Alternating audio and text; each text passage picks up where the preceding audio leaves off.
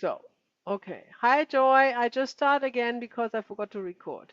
So, we are talking about figurines in our last part of the training, module 5, part 2. As we haven't done so last week because of my traveling, we will do it now. Everything is here and everything is prepared. And I will show you and demonstrate with you how I work in one-on-one sessions with figurines. I use wooden figurines on a wooden board. That has a reason. They are handmade, they are hand painted, and they are from sustainable timber, and they have a very pure energy.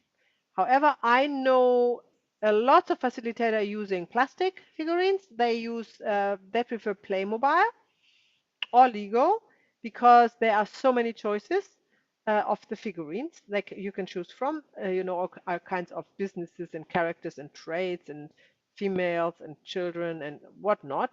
Lots of choices that you can have. That has some pros and some cons, and I will talk you through that. So give you better idea how you could choose your figurines that you might want to use. Obviously, you can make your own from all kinds of material, whatever. You can make some of clay. If you're a potter, you can make some potteries. You can, that's of course wonderful and the best thing anyhow. If you do your own ones, that would be absolutely lovely because you put all your energy in there and they will work even better. Um, I want to point out what is important when you use or when you make your own figurines. First of all, use different colors. Yeah. If you have the choice, if you have objects that can have different colors, I definitely advise to use them. Why is that? Remember, a color is representing when you are working with spiritual healing. A color has a certain energy, vibration that is matching a specific emotion. Now, when you have figurines that have these colors, your client will choose a figurine instinctively or intuitively, but it can give you already a hint what kind of energy this family member is represented by these figurines, and that might lead you in the right direction. And I do have that frequently, that the color of the figurine gives me the direction that is actually moving everything towards unity, right? So that is important. It's important to know the colors, of course, to learn them and to have them. I'm using a figurine board that is made of timber with figurines that are made of timber. They are handmade and they are hand painted. They come from how do you call that, a disabled facility in Switzerland where I used to live. And they were made with lots of love, and they have neutral figurines, white ones, and they have colored ones. And I even painted some of them over, so I have all the colors of the spiritual chart that you remember from module 4, right? The spiritual color chart. So I have them all together, which gives me, which is very helpful when I work with clients. Um, you want also to have different sizes. That's, of course, when we do a family constellation, we know size is important to show us the order, the second order of love, who came first, right? So the child is a small figurine, the parents are larger. And for example, when you have a large figurine, when the client chooses a large figurines for themselves and smaller or equal size figurines for their parents, then you know already you might have to work with an interrupted movement towards the parents, to one of the parents, because the child makes themselves larger than they are. And then you need to replace, and I will show you that on the figurine board if that's when we use it later. And then you would replace the large figurine when you come to the interrupted movement, and when you would ask in the family constellation to say to the child or the client, I'm just a little one, then you would literally replace the figurine with a little one. Yeah. So to get the movement going, right? To get the interrupted movement come to an end. So therefore, you definitely need different sizes, right? So we have different colors, different sizes. So what else is important? Different genders. We work with male and female energies, and that is important because when we know that when we work with the mother, it's different to when we work with the father. Um, and my figurines, I will show you them later. They are very simple, and there's only male or female version of them. And I try to have every color and every size in every gender, right? So there is a choice for the client to choose from.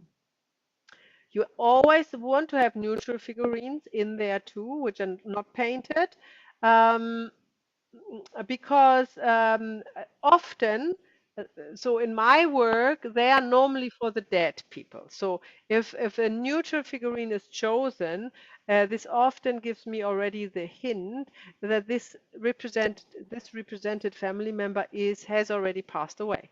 Not necessarily always, but very often. So this is good. Also, neutral figurine is good. Good people choose that when there is not a specific emotional energy attached to.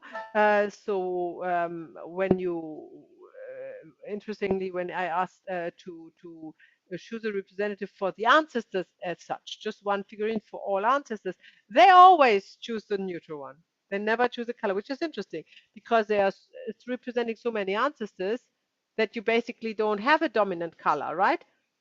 So every single one chooses the neutral one for that, right? So that's interesting. So it works. The colors do talk for themselves and also the sizes. So neutral figurines are really, really good. Uh, you want also to add, when you work with figurines, objects that are not the depicturing of a human being.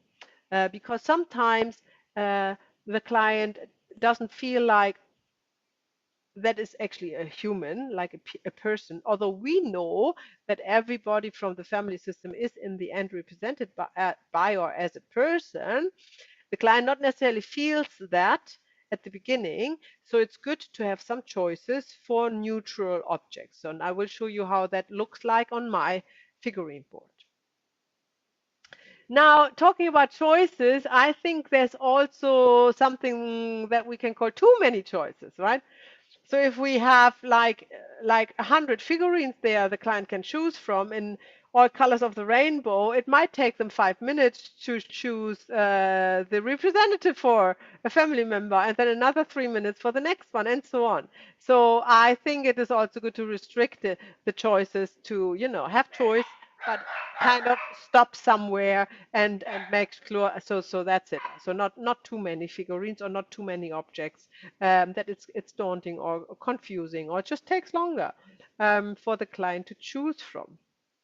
Um, Once you have decided what you want to use, stay with it, right? The figurines, they are charged with the energy when you use them more and more and more. So they will help you more and more and more to facilitate a family constellation with somebody else. And they also each and every figurine will have for you a meaning beyond the color. So then, when you have a specific figurine, I have a few of those I can show you. When this is shown, I know, okay, this is the motherly love because it's always chosen for the motherly love. So I know that. And when the client, and now this energy is in this figurine because, it was worked in this way all the time. Now, when the next client is choosing the same figurine, it is because subconsciously the client chooses this figurine because it's representing motherly love, for example. Yeah. So if you would swap, if you would use random objects, or if you go with one figurine and then with the other, they never have the chance to be charged with this energy and help you more than a new set or a new figurines, even or new objects that you choose. If you, of course, make a spontaneous constellation with objects, I think, like I told you, I sat in a cafe with Sophie Fellinger and we had like glasses. Did I tell you that? We had glasses and salt and pepper and everything moving around. So that's also good, right? This is spontaneous. But if you are working with clients deliberately with objects or figurines, then stay with the same set and travel with the set and just use this set. Because the figurines are very much alive. Other than it's not just dead wood or I don't know actually. I never use plastic, so I cannot tell you if plastic has the same quality. But definitely the wooden figurine, they do charge up with energy. That's for sure. And I suppose if you would use any other natural material like clay, if you would make some pottery, some figurines or something, or you use stones that you paint or something like that, I'm absolutely sure they would charge as well with the energy that you use them for. Uh, so now we talked about the figurines. What you also have to consider is the surface you place the figurines on. Now you might think, oh, you sit with your client on a table and you just put the figurines on the table, and then you can move them around. It's all good, but you will very quickly find out that that is actually not a good idea, because you cannot look at the figurine from all angles, right? You have to run around the table, go down, try to see where's the figurine looking at, right? Very, very, very uncomfortable for you, and your client is also there. So you want also your client to see it from different angles. So it's absolutely paramount that when you use figurines, that you also use a surface that is movable. Hmm? So I show you what I use. I have two choices. I have a board, a square board that I can travel with, where the figurines are in. Uh, um, they fit inside the board, which is very handy for traveling. And then you just place the figurines on the board to work with them. And I also have a permanent setup here, which you will see in a minute, where I can turn the board in any direction. So, so you have the figurines and you have the surface. You have to think about both, yeah, when you work with it. Okay, so here it says example. So I'm about to share. Let me just see what comes next. Ah, yeah. So I'm going to stop sharing this one, and I'm going to share my board. Here we go. So this is the board or the surface, when I said that, the surface that I'm using. Um, Let me just move you out of my view. Okay, so this is the surface that I'm using when I'm um, working with clients. This is a timber board, which is, you can move, right? I think it's called a lazy something. Lazy. Lazy Susan. Yeah, thank you. I knew it was a woman's name. A lazy Susan, right? Okay. And this here are my figurines that I use. They are also on a wooden surface, which is the board, the original board they can come with. And you can slot this in the sides, this open up, and you can slot them in. So you can take them with you. Now, this is more figurines that are in the board. I have extra figurines. Um, um, and so now, as you can see at first sight, you see there are lots of colors and neutral colors, lots of sizes. And can you see the male and the female shape of the figurine? That's quite clear, eh? Yeah, and then the figurines have one, two, three, four, five. I have 5 or 6 different sizes. No, 7, I think. One, two, three, 4, 5, 6. No, 6 sizes. Because I think I couldn't get a 7th one. I would like to have 7 generations, but that wasn't available. Now, the next thing that you see on this figurine is they do have a haircut. You see, they have a lovely black haircut, different haircuts. And this is actually important because, as you can see, when you look at this figurine, for example, Without the haircut, you wouldn't know where she's looking at, right? And as you know, in family constellation, you need to know where who's looking where to see the relationship. So they have a different haircuts and they have different views. Now, this is, for example, one figurine, which you can see. Sorry, she's actually looking down, right? You might you see it better when she's on the board. Look how she's looks down. And you know when a representative is looking down, they're looking out on a death, on a loss normally. So this is interesting when this figurine is gonna pulled, like others, male or female. Some are looking down, some are not looking down. This already gives you something to work with, right? That's what we need. We need our representatives to give us the clues to work with. So the figurines are the representatives and they need to give us a clue. And they do actually. They do a brilliant job. So they are very talkative, which you probably think, how is that even possible? They are just wood, but they do. They do talk a lot. Um, so what else do I have? Here are the neutral ones. So this, for example, is a neutral thingy, a black thingy, right? That's not chosen very often.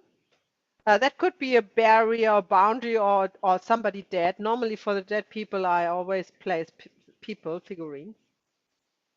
Then we have something else that's going to be chosen. That's chosen more often. These are these thingies which you can stack.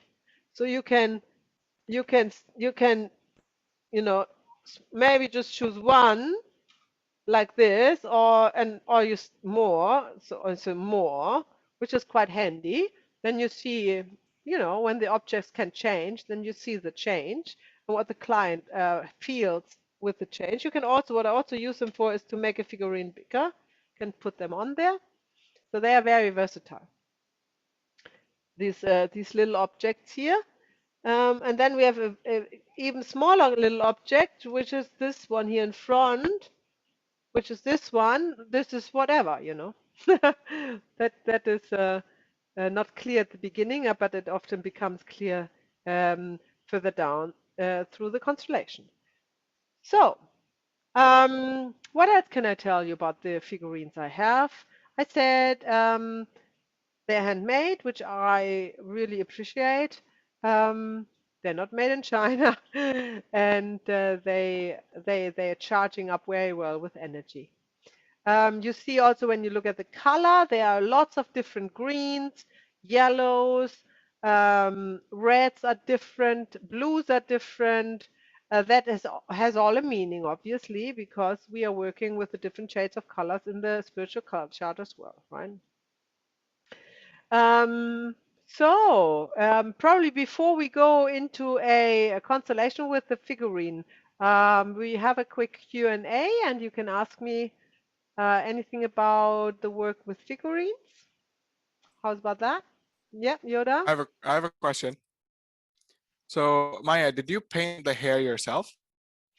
No, the hair was on there. But I do have Oh, figurines okay. without hair. And my next round is to use other colors for the hair. Yeah, that was my plan. Yeah, to have a couple of blonde or brown haired ones there. But they come with the black hairdo. What I also want to say is, you see the hair, so you know the face, so you know, for example, this figurine in which direction she is looking, right? Because obviously, when you have two figurines here, put them closer. When you have two figurines here and they look at each other, then it looks like that. It's obvious, right? And when both looks at the front, it's obvious where they look, right? So you might wonder, why don't they have faces? Because eyes, mouth, and things like this. Um, Unlike the Playmobil or Lego figurines, they have faces. I prefer faceless figurines because they are more open in their expression. You can see more in them, right? And they do change. You know, you are connected with the morphic field, and the morphic field can easily give you an information if it doesn't have to fight an expression on a figurine that's already painted, right?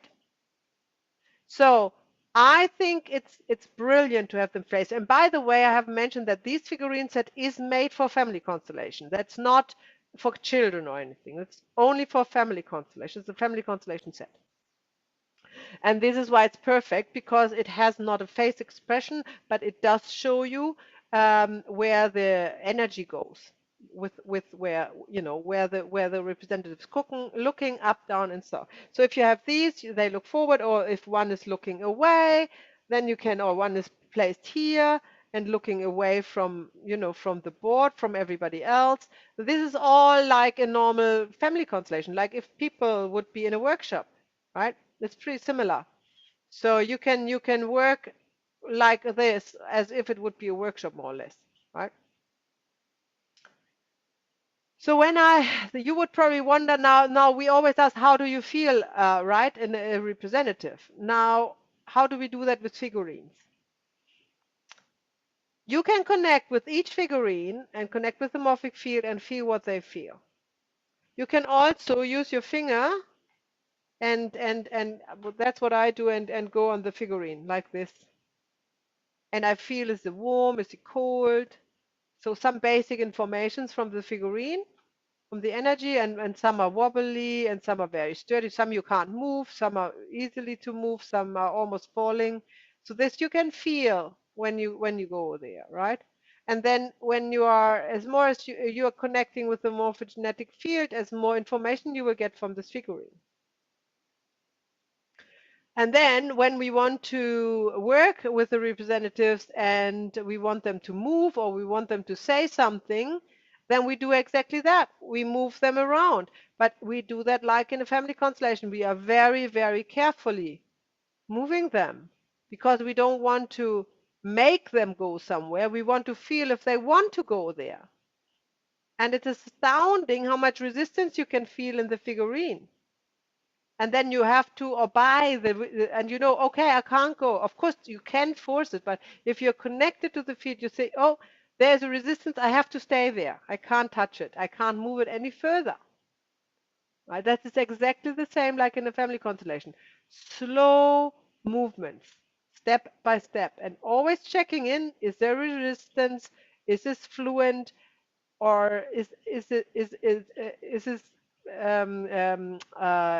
is this figurine kind of not wanting to move anymore? Or also, when the figurine is looking away, and let's say this figurine is looking towards, and you know there's a dynamic that you want to reinforce, then the only chance this figurine has to talk is to ask, please look at me, right? Because she's not looking. So when you then move the figurine very, very slowly, you feel if she really wants to look or not, right? And you just really, you stay with it. You don't force it. You don't just do, okay, I look at you. This is like role play. We're not doing that.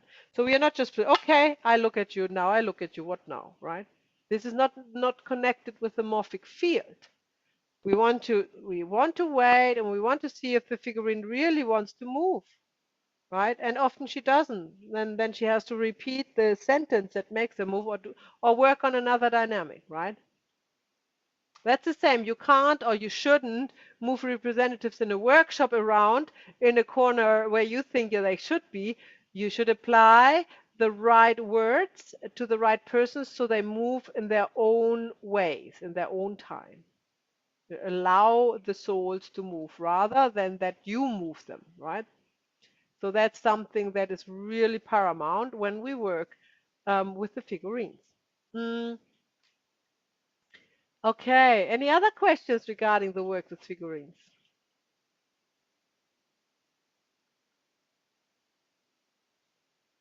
Who has worked with figurines before?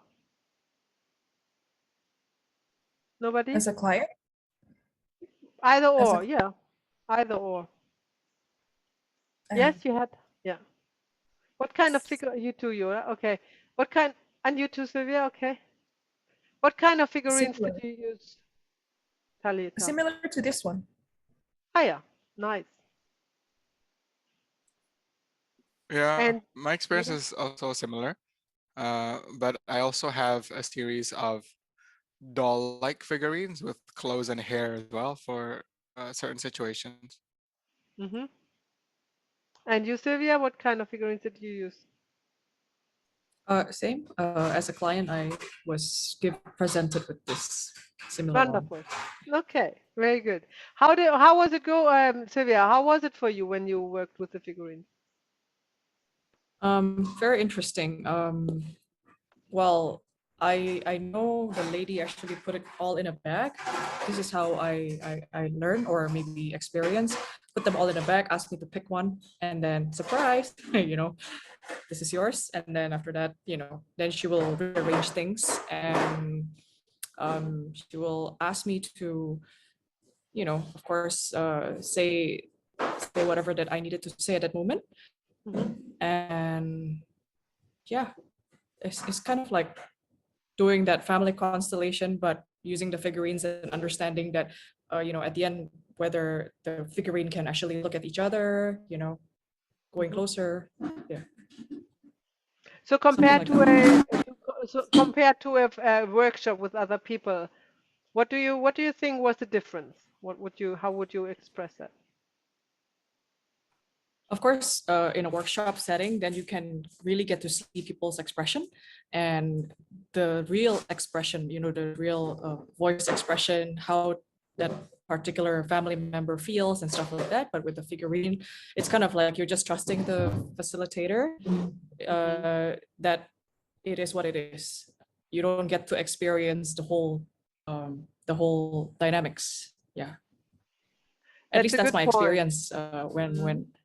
yeah, when I was a client. So yeah, I'm very excited to try using a figurine and see the difference or Mm. how it will impact the situation. Yeah.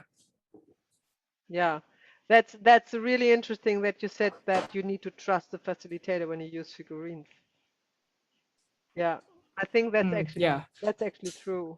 Yeah, because when the facilitator says like this figure, oh, this is sad, and you are not connected with the field and you don't feel it, then you're like, okay, well, whatever. This is why I am not representing the figurines. I ask my client to represent each figurine. So I'm not doing that. I don't want them to think they have to trust me. They need to trust themselves. So I ask them in this setting, let's take this simple setting here, this two, let's say mother and daughter. Yeah. I ask him, okay, that's her, that's the client, to tell me how she feels and everything. That's easy. And then I ask her, and now tell me how your mother feels.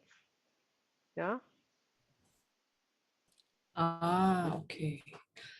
Just to let you just to share, there was one time when I did a family constellation private. So the facilitator actually represented my I guess unborn baby. Apa namanya? The one that I had miscarriage, so she Hmm. represented everything, so I just watched. Yeah, I wasn't, I don't think I was asked a lot of questions. She just Hmm. let me know what happened. Yeah. Hmm. How was that for you? Yeah, like I think that experience just okay, then that means I just have to trust the facilitator Mm. that whatever she's conveying is the correct one. Yeah. Yeah. Yeah, that's a very good experience for you because I believe that's not the right way to do it. I believe the client should represent all the figurines and not the facilitator because the facilitator is there to guide whatever dynamic it they see, right? So we will make an example and we will make a real figurine constellation in short time. But that is the difference. So if you work with the figurine, in my case, the way I teach it is as close to as it would be in a workshop. So you are the facilitator, and in a workshop you have clients, not clients, you have other people who are representing family members, and you ask them, right? So you get your observations from their answers. And I want to do the same when I work with the figurine board with my client. Right. So I ask them how they feel. I ask them how does this feel. I ask them how the other, and then I ask them to say that like I would the representatives say let this figurine say that and that to this figurine, and then they say it, and then I ask them how do you feel when you say it, and so they are really connected with the field, right? And so they are not only experiencing this as a passive kind of show, but they are part of it um, uh, as much as they can, right? And very occasionally, I would represent if I know if I get the information from the morphogenetic field about a certain movement or a certain figurine, I would use it, but I would not use that without my client being involved in the constellation and representing most of the figurines. And actually, they can do that. Even a newcomer, I have often people to come never had a constellation before, and then they work with the figurines and they feel it. They can feel it, and that's actually reassuring. They don't need to trust me. They know from own experience that you can represent somebody else, and then they know much more, and they are much more involved in the work and much more interested in the work. Hmm? Good. I have a question. Yeah. What if the client that you ask, why do you you ask your client to represent all the wooden dolls represented, and then all they say maybe is like, oh, I don't know how that person feel, or I don't know how this person feel. Have you come across it, such is it they're not connected to the field, or like and how do you move on from there? Because in a one-to-one setting, you really have not many, you're not relying on too many clues from real representative who know when they speak and gives you kind of like hints how to move forward. But Yeah. is there a client who answers you like, I don't know how does this doll feel? Oh, I don't know. How do you move on from such cases? That Yeah. happens, of course, that happens, that they don't feel anything. There are two ways to look at it. Either the family member that's represented doesn't feel anything. That's actually a thing. That's actually a clue. Or they are not connected to the field. That can happen. However, the figurines they don't need to talk all the time, because they already, how they are placed and which way they are looking already gives you clues for dynamics, right? So you don't actually need to know what they feel often. You can work with them without finding that out. So once the figurines start to move, then your client will start to feel something. That's actually the goal, right? That the client feels a change in his own energy until he feels a relief. Um, so a burden is lifted. And then you would focus on that. You would move the figurines, you would do the dynamics like like the in the orders of love, and then you would observe your client and ask your client how he or she changed. And then they can definitely tell that. They can always say, oh, I feel better or worse, or that feels right or wrong. They can always say that. If they cannot even say that, then you can say, you know what, you waste your money. You don't you really don't want to change. Hmm? But I hadn't had that ever. So there's always an outcome. It's always an outcome in this somehow. Okay, so what we're doing now is we are doing a constellation.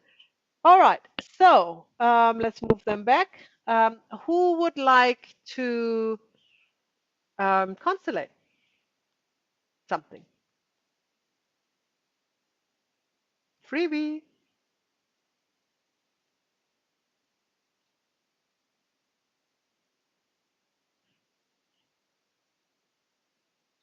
Joy, is your hand up?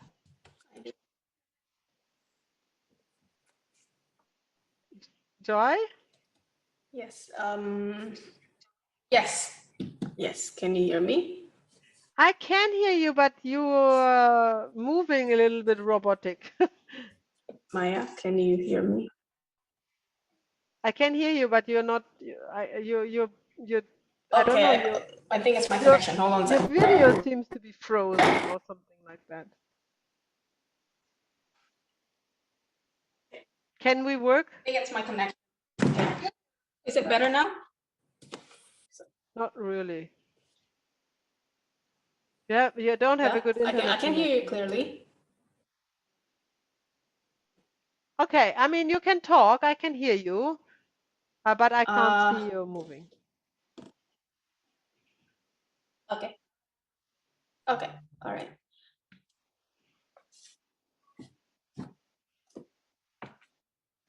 Okay, you Okay. go. What you would like to constellate? I would like to constellate. It's I mean, my relationship with my mom is tense again. And, it's like the pattern is competing. Sorry, you're breaking up. I can't hear you, Joy. She would always, she Joy? would, Joy, I can't hear you clearly. Sorry. That's not gonna work. okay, can I just stop my video can I stop my video so you can hear me better? Yeah, but I can't Hold work on, with let you me move. without a picture. Hold on, I'll switch computer with Robin. I'll switch Okay. computer with Robin. Okay. Hold on. Hold on. Interesting that they have two different connections in the same house.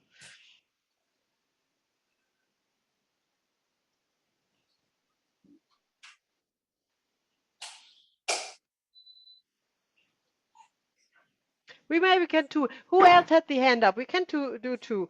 Who else had the hand up? Sylvia. Okay, Joy. I do Sylvia first, and then we do your consolation. Okay? Yeah. Okay, Sylvia, you go. All right, thank you, Maya. So my family, actually, there are 5 family members, and there are a few more, 10 people basically in total that got COVID recently, and I've been trying to help them, in terms of medical, supplies like medicine and everything else, and advices, yeah, from doctors, because we all have to coordinate separately, not in the same house. So, I became like the caretaker. But one thing that really bothers me, is because I feel my dad, he doesn't really want to hear what I suggest, basically. So I wonder what is actually why does he prefer to take advices from other people when we as the family, not only me but my brothers as well, and my mom, of course, we try our best, to get medicine, which is very rare in Indonesia right now. And the medicine supply is very, very low. So I'm just curious about the dynamics, why he's rejecting this love, I guess. Yeah, something like that. Does that Okay, make cool. sense? Let's start Yeah. it. So I would like you to choose from the figurines a representative for your father, your mother, and yourself and your siblings, and a representative for, shall we do the disease, or what is this only with disease or in general? In general. In Okay. general. But this time around is amplified because it's COVID. Yeah. Mhm. Okay, well, we just choose your family, your immediate family for now. So this is row 1, 2, Okay. 3, 4, 5, 6. You just tell me which row and which figurine, and I take it out for you. So we start with your father. Okay. Okay. Row 3, the green male figurine. Yeah, that's right. And then for my mom, uh, row 3, blue color figurine. Second one, yes, correct. Then for who's the firstborn in your family? Myself. Yeah. I'll take, uh, well, mostly it's row 3. The orange color, the one in the middle. Yeah. Oh, yeah. And then who come next? My brother. Row 2, the yellow color figurine. Yeah, number 5, That one or correct. the larger one?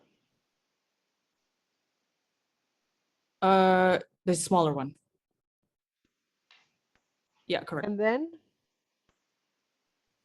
And then my youngest brother, he can do row 2, the green figurine.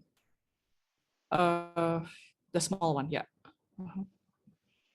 No, the other one. On the Or that one? Or that one? yes, correct. Row 2, yeah, row 2. That's correct. So father, mother, you firstborn, brother second, brother third. Yeah. Yeah? Is that correct? Yes, correct. Correct. Okay. So now we leave it here. We see if we need more figurines or not. Now we're gonna place them.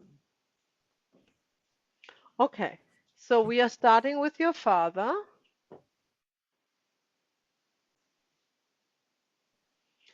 You just let me know. I move him around. You just let me know where you feel you should go.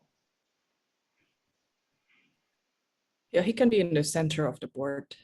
In the center, Yeah. facing Yeah, I think that's facing. Yeah, forward. that's a good one. Yeah, correct. Okay. Then the mother. Where do you want the mother? The mother. Okay, that's a good spot. About where she is? Yes, yes. Okay. And then you. Where would you go in this?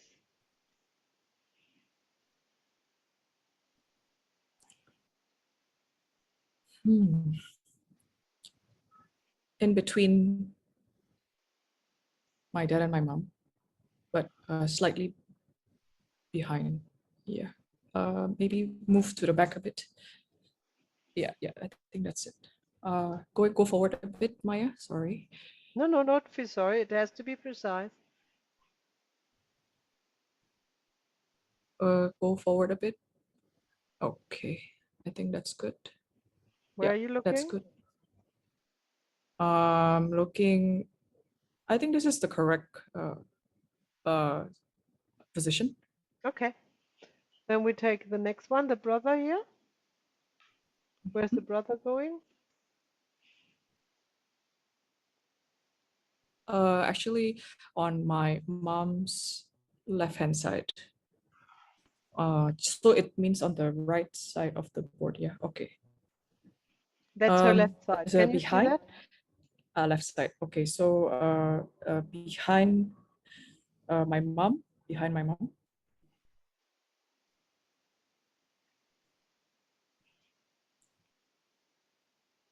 Okay, yeah, I think that's the position. Mm-hmm. And then the youngest.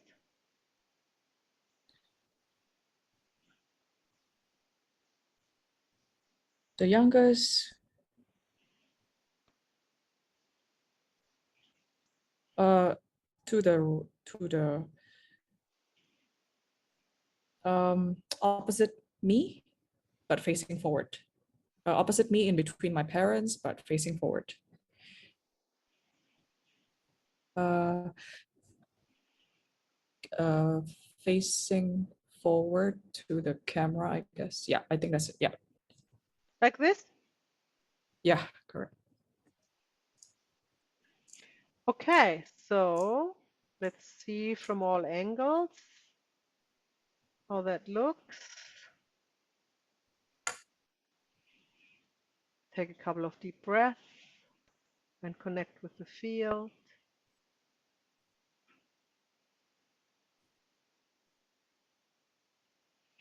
Can you tell me where the strongest energy goes?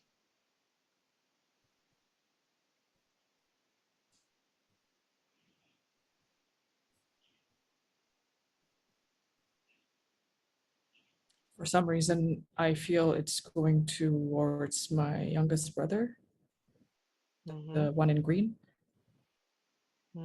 Because he stands in front. Yeah, and practically everybody's looking at him.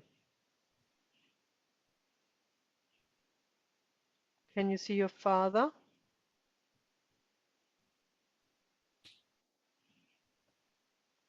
Father's looking at him.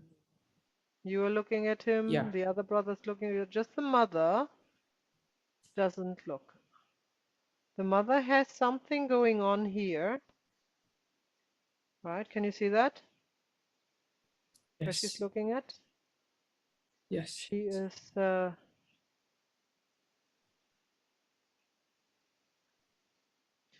okay. I would like you to tell me, first of all, how do you feel?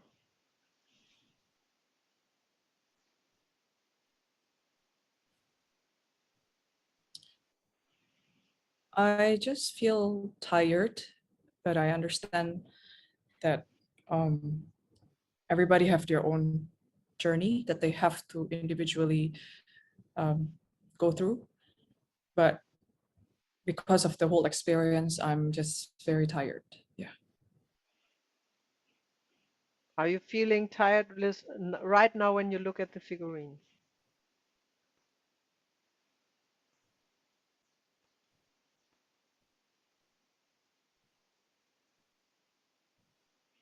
Hmm. Yeah, tired. Yeah. Falling forward.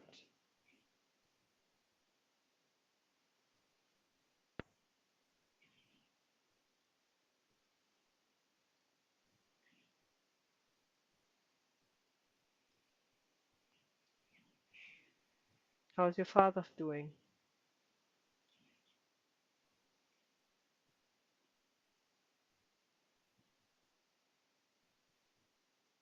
My father is just happy on his own, but he has his own um, point of view that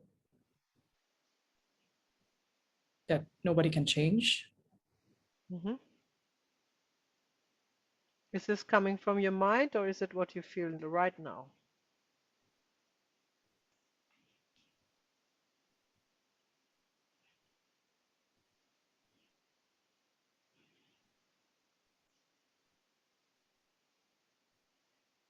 I feel he has mm,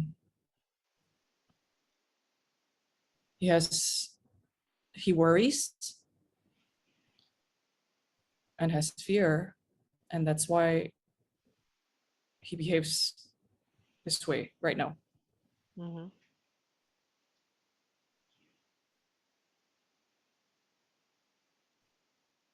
Yes,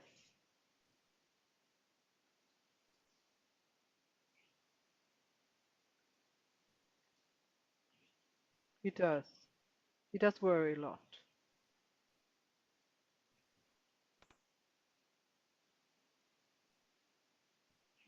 He's worried about his family,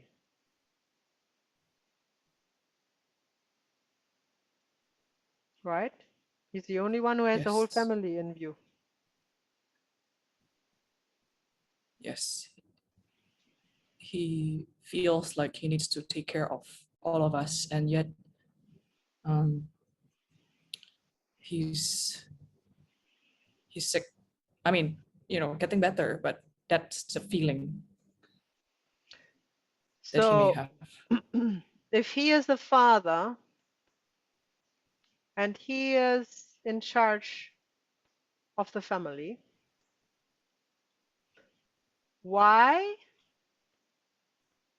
would you expect him to do something he doesn't want to do?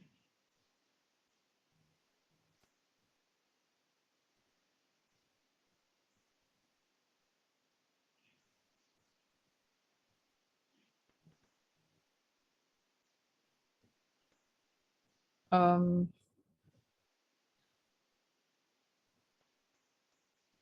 Sometimes it's just the way he believe in certain things.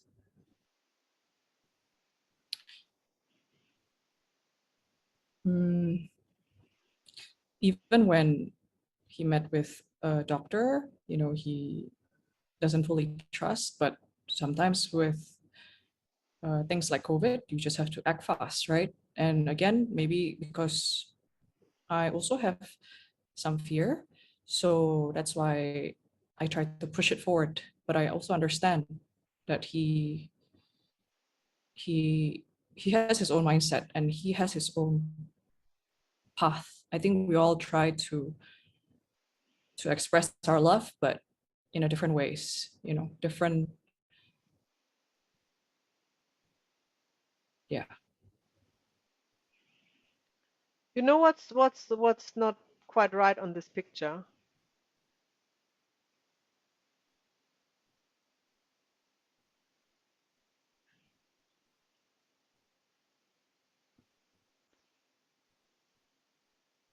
You in between the parents.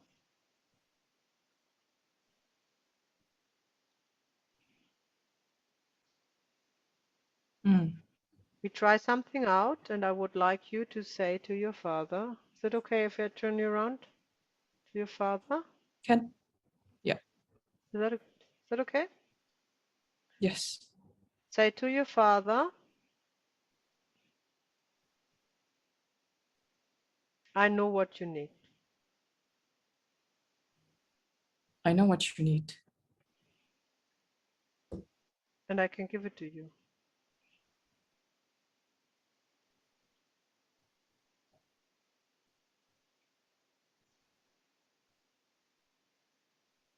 For some reason, that's not easy to say. Hmm. Okay. And when you say it, try it.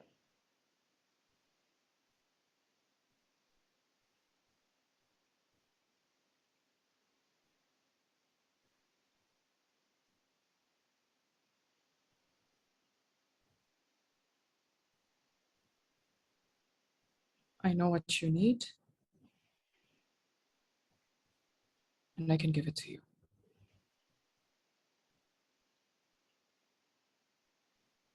Is it right? I'll go along with that. Mhm.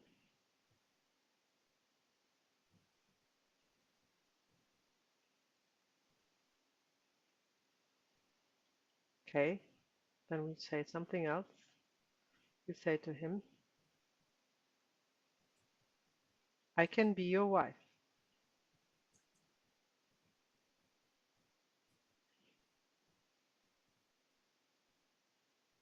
Mm. Or say, I am the better wife for you.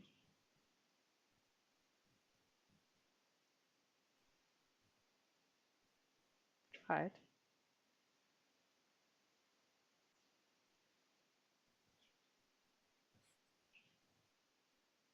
I really don't think so, Hmm. but yeah, Say it. We see what happens. I'm the better wife for you.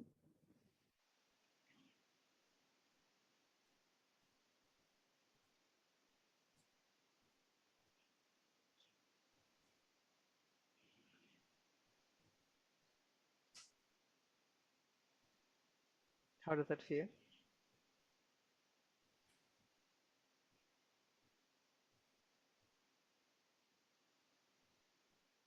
Um,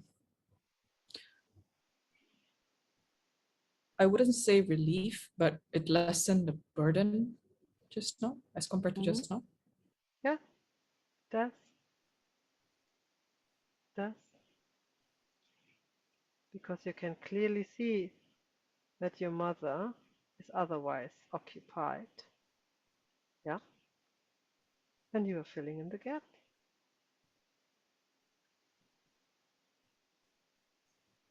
Hmm?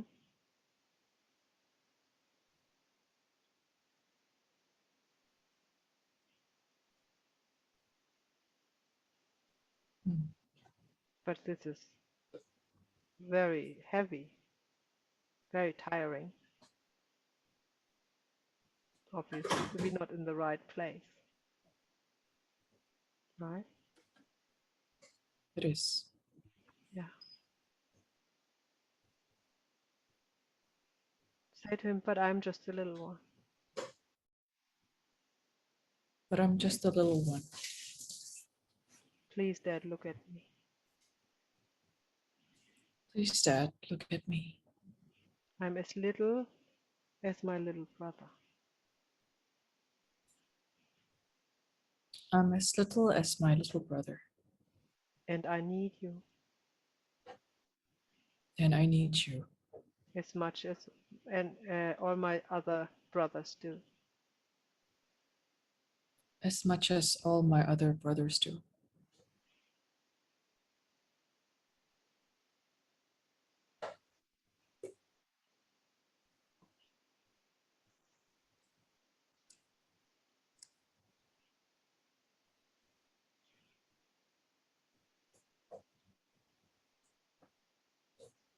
It feels like he sees you for the first time.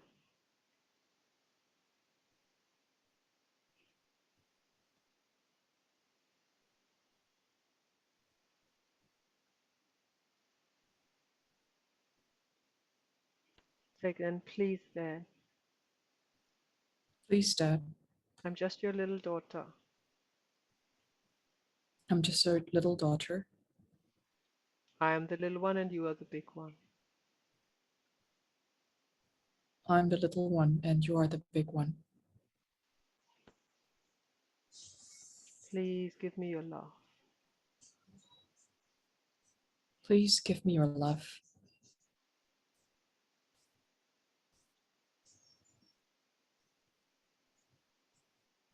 Your strength, your strength, security. security.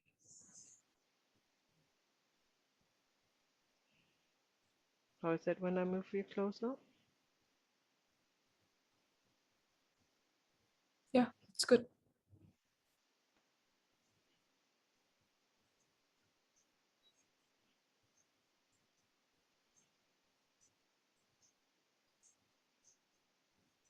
Deep breathing. If you have a pillow, you can hug it.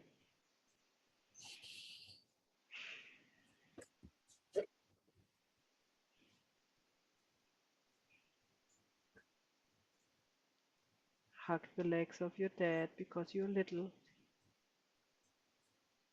You can't reach higher than the legs. And breathe in all his love, Father's love, the strength, the order, the security, everything you desire to have from your father when you are a little girl.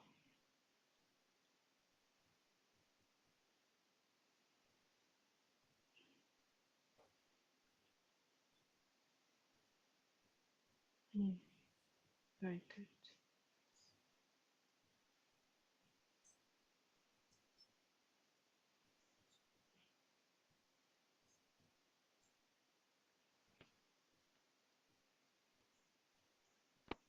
Say to him, I honor and respect your decision. I honor and respect your decision. They have nothing to do with me. They have nothing to do with me. You are free to live your life You are free to live your life as much as you please. as much as you please. Mhm. And I can go my own way. And I can go my own way And know you support me. and know you support me. Is it true? Yes. Mhm.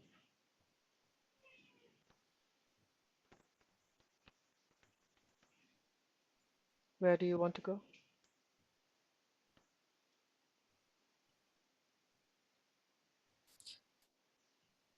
Um, just moving forward.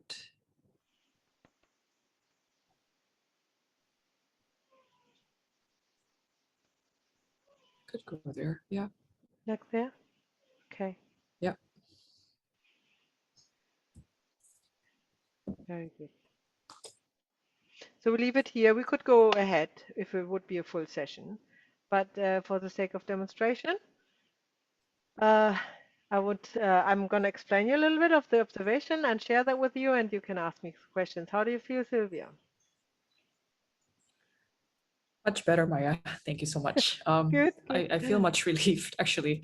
I don't know why I picked uh, a boy figurine. I just realized it right now.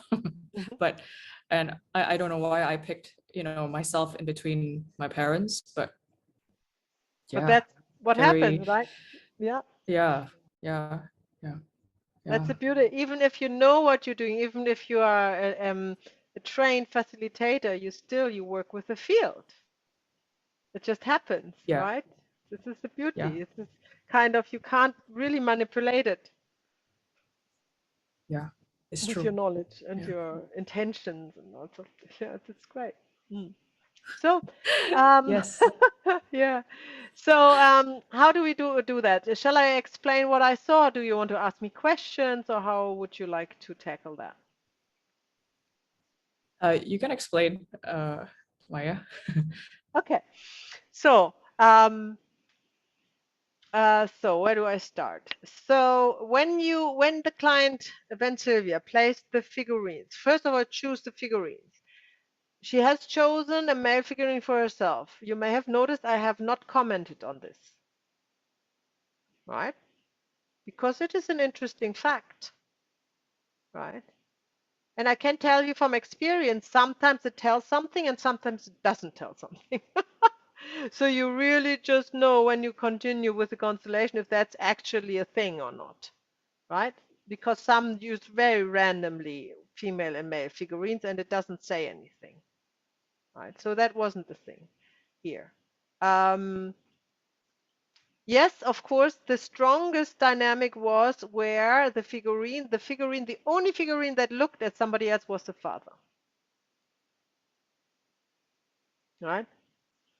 Because she says she's worried about the father and blah blah blah, and we all know that is not the position of the child anyhow.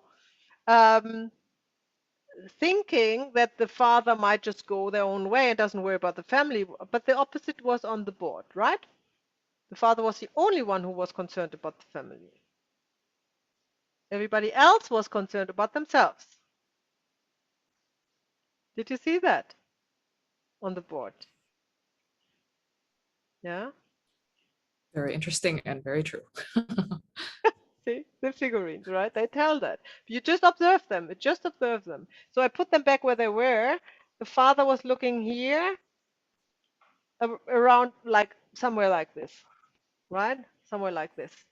So the father was pretty much looking at the family in the in their view, and the mother was concerned with something completely other. She's looking here. Then this middle son was there's another dynamic going on with him and his mother behind the mother. Then the youngest one is in the right position, in the completely right position. That's great to see because he seems to be unentangled, right? Often the youngest are like this. He's just going his way and has the support of the parents, and it's all good.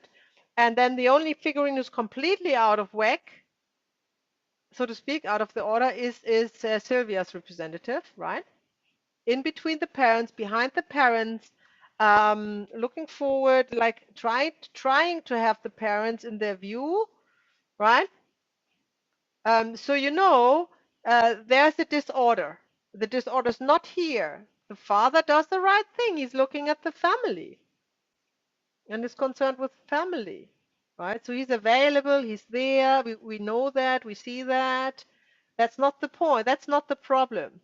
And you are always working with the client. Of course, Sylvia talked about her father, but it's just her. We are not working with her father. We are working for her and with her, right? So we are not trying to figure out what the father is going on. We know she's not in the right position, or there's something going on, right? That's what we know, and we see it clearly. So you just go with the orders of love, knowing that the child is smaller than the father, and and work with that dynamic with the towards movement towards the father. It's always the same. It's always the same. No, this is what heals. Mm, uh, so the colors. I said it's great to have colors. Often they give a hint, but they don't need necessarily. So don't be too religious about the color, right? It's not too like you know what I mean? It's just don't freak out about the color. So it's just because she chose an orange figurine for herself doesn't mean that she's deceptive. However, on the other hand, she has deceived herself about her role in the family. Right, Sylvia? Thinking that you need to care for your Yes. parents or make decisions for your father or something. You deceived yourself. So it is actually interesting that you chose orange, right? That's very true, Maya. Yes. Color of deception. So Okay. Okay. this does gives you some interesting hints, right? Okay. All right. So let's Okay. do some question and answers for this constellation. Anybody else had some observations to share or some questions? Oh, Maya. Oh, sorry. Melinda Sure. has a question. You go, Melinda. Oh, okay. Maya, I want to ask you also, does the color represent anything? Like the different colors, should we be concerned, or is like it may concern sometime, or it may not have anything to do with anything at other time? So when you know what you're doing, when you are connected to the field and you are doing the family consultation, you're facilitating, and you are, it's quite obvious what's going on, what's needed, then the colors don't mean anything for you to you. When there is this moment where you are not sure, what dynamic you see, what's needed, then the color can give you a clue. Like if I was so like make a practical example, if the fact that Sylvia is putting her figurine behind and in between her parents would for some reason not meaning anything to me as a facilitator in that moment, then I can think of the color and say orange deception. Who's she deceiving? And the most likely thing is you're deceiving yourself.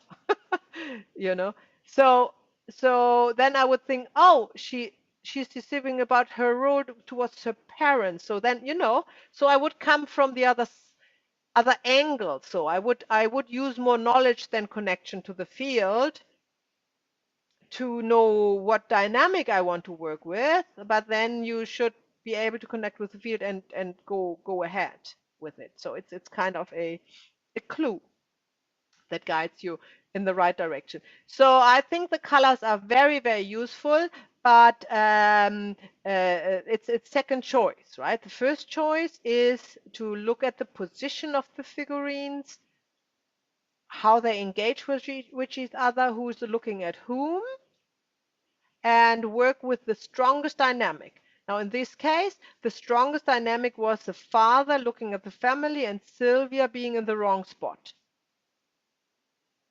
Yeah? And everything else was not strong, right? Of course, there's something with the mother and everything else, but it wasn't needed to look at it because we're not working for the mother, we are not working for the father, we are only working for the client. I mean, not for, we're working for the family system. We are working from the perspective of the client, not from the perspective of the mother or the father, right? That's what I want to say. So you always have to find out where is your client in relation to these representatives. And what is needed for the healing movement for your client. Okay, did I answer your questions, Linda? Yeah? Okay. Yes, thank you so much, Maya. Cool. All right, Sylvia. Maya, just a question. So looking at this, my youngest brother's figure, he's not looking at my dad nor my mom. So he's actually the one that is the most not entangled. Or how do you define a relationship that is not entangled or entangled? I define a relationship that is not setting. entangled as happy. I mean, like in terms of the figurine positioning. What's your question? I probably don't get your question, Sylvia. So, is it because my brother is not looking at anyone in a family, and therefore there is no entanglement, and because my second brother, the one in yellow, is actually looking at my mom or maybe behind my mom, that's why there is that entanglement with my mom. How do you figure out what is not entangled, or there might be an entanglement? There can be entanglements. We haven't worked that far. Just off the first sight, when you place the figurines, is a clue that the youngest is the least entangled because he's in the right position. You know the orders of love, and you know how that would look if the orders of love, the first and the second order of love, would be obeyed. Then you know how it looks. And you know that the child is smaller than the parents and stays in front of the parents and looks away from the parents, meaning it is happy and, and free. That's the general meaning, right? The child that is behind a parent, like your middle brother, is not what we would expect when the order would be correct, right? It would be also in front of them. Okay. So we know there's something not in the orders of love that we might or might not work with in this session, right?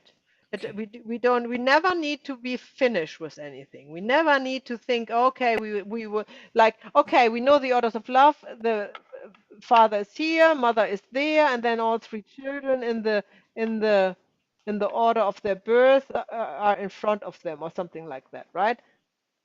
And that's not the end we want to see. I mean, it's like a Netflix series from US, right? That's not the happy end, right? We want to work with with the problem that you were addressing, and come to the healing movement that gives you a relief. As you said, you felt relieved, and that's what we want within a session. Okay. One step at a time. So don't overthink it and don't put too much in it. Just focus on that dynamic, which is obvious, the one that you want to start with. All right? Okay, Okay. Mhm. very good. Thank you, Maya. Talita. Hi, Maya. I'm not sure if you mentioned this before, but since we're working with figurines, is it possible to self-constellate, or do you always need like an objective facilitator? You can self-constellate, definitely, especially with figurines. Hmm, Yeah, you can interesting. do that. Absolutely. I do normally invite a friend, so I have somebody else to move the figurines or something for Hmm. me, and they don't need to be necessarily versed in family constellation, but you Oh, can do that I see. alone. Yeah. Hmm. Would you? It's okay to move your own figurines too, right? If you want to. Yeah, if you're guided by the field. Yeah. Hmm. Most of- That's cool. Often, so Talita, when if you would if you have a question in your own life and you have the figurines, it is often just if you place the representatives and you just observe what you see and you don't move anybody Hmm. and you don't say anything, you just observe what is there. With your knowledge of the orders of love, yeah, you already Hmm. see something new that gives you food for thought, maybe, right? Wow, So that's so valuable. Yeah. yeah, it's beautiful. Yeah, yeah, absolutely. I agree. It's wonderful. Yeah. Hmm. Okay. Especially Thank you. when you know the difference between role play and family constellation, then it's very valuable, I think. Hmm. Hmm. Thank you. Very good. Other questions? Okay. So let's do Joy. Joy, are you there? Where is she? Here she is. Here. Okay. Let's see. How is it possible that you're in the same house with Robin and you, this one computer has better internet than the other? Just curious. He is in my son's room right now. I was there, so I was using iPad because we are in a evacuation mode at the moment, away from my in-laws. Okay, So well, we just anyhow, it seems to be better. I can see you moving. That's a good sign. So let's take this figurine away and pull up the board and place them back. And you, yeah, I'm listening. You can talk. okay. So I always have that tense relationship with my mom, and how she always feel that she's right, and she always make me feel that well, she always tried to make me feel like whatever I do is never right. And she always basically she always said that how your siblings do this, how your siblings do that, and what you do is always it's just never right. It I it's like I just felt, why is it that she always pick on me? Okay, tell And me about your siblings, Joy. I'm the eldest. I have two younger sisters and one brother. And you think she's not picking on the others? She sometimes she pick on my brother, but not as much as she picks on me.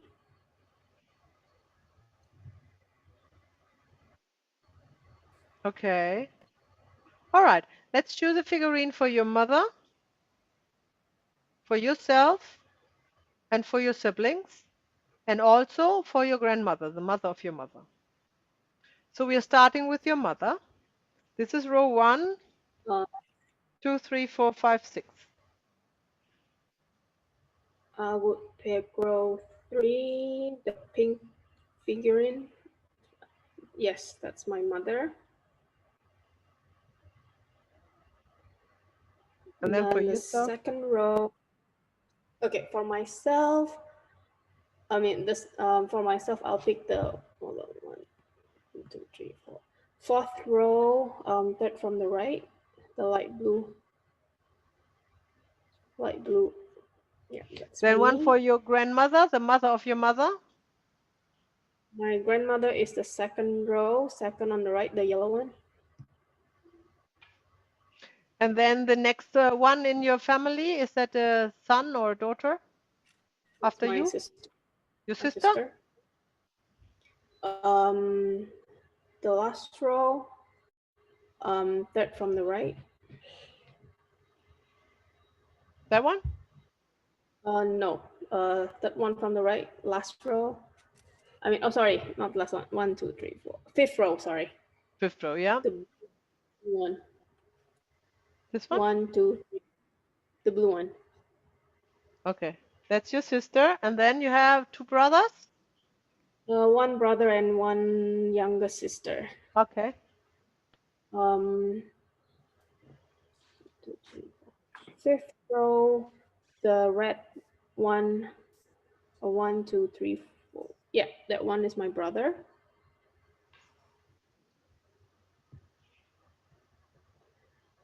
And second row, one, two, three, fourth from the right.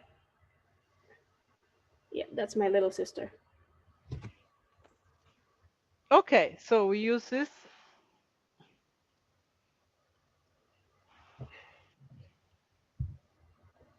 Okay, so here they are. Now we are starting with your grandmother. Where on the board you would like to place her? In the middle? In the middle. Mm-hmm. And then your mother? On her right. Sorry, yeah, on her right. Sorry, on her left, but towards the back, like behind her, but towards the back. Yeah, yeah, a bit closer. A little closer. Yeah. Um, bit to slightly to the left. A bit. Yeah, perfect. And then for you? I am next to my grandmother. Which side? On the left also. Oops. Back here? Too close to my mother. A bit Hmm? to the left, and the further left. Yes. Yeah. Okay. Then this is your bigger sister. No, not your bigger, Yeah. you're the second. Yep. My sister is next to my mother. On her left. My brother will be on her right.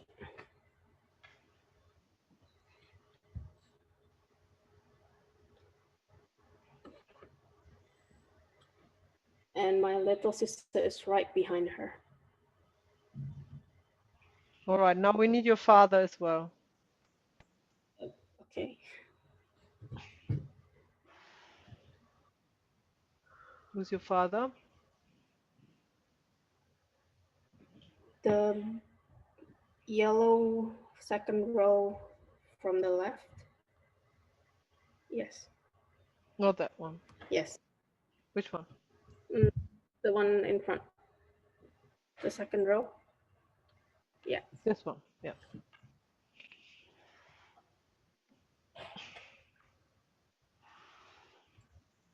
Okay, where do you want your father? In front of me. Where's she looking? Where's he looking? At me. At you? Yes. Okay, let's look at it. A little too close. My father's a little too close. Yeah. Okay.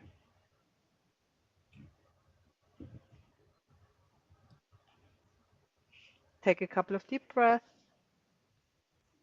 Look at the figurines from all angles.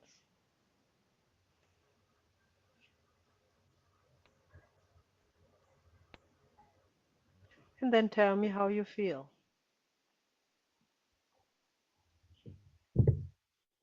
I feel love from my grandmother, and I feel only my dad sees me.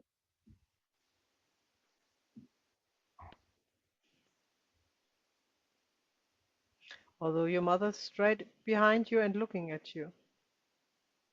But I feel it's a lot of anger coming from her. I can't, I just, I don't feel that, that love like how I felt from my father. From what? I What is I don't feel that love like how it comes from my father to me.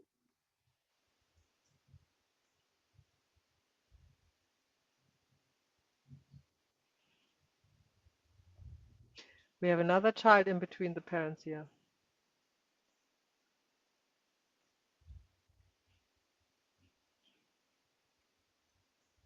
Can you see that? Very similar situation. And how your mother's surrounded by everybody is like a fortress.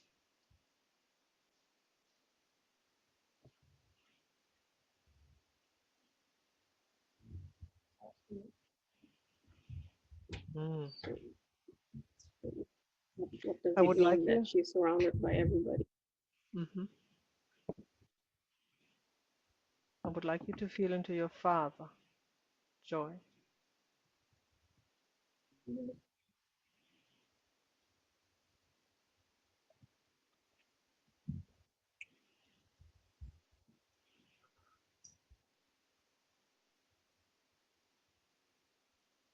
He feels alienated. What was it? He feels alienated. Yes. He actually, the movement he has is backwards. He's overwhelmed. So I go with the movement. Put him a little bit more away. How does he feel? Is he feeling better now? Or worse? Slightly better, Slightly a better. bit like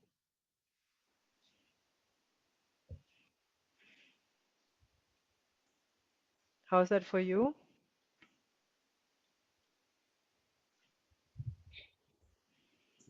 I feel better,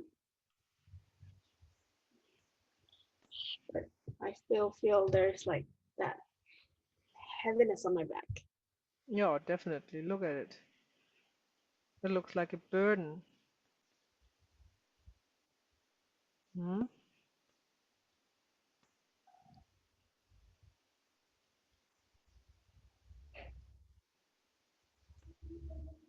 How is it if you go this way? Slightly, it's slightly better, but still heavy.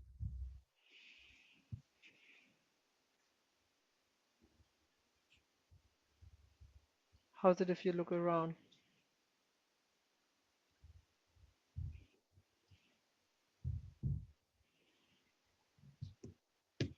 My chest become constricted. Hmm To breathe, and I just want to run to my grandma. hmm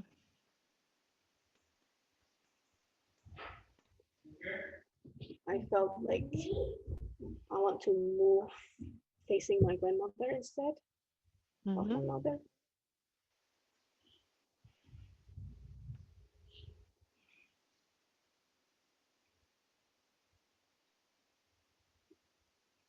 Like that? And standing right in front of my grandmother.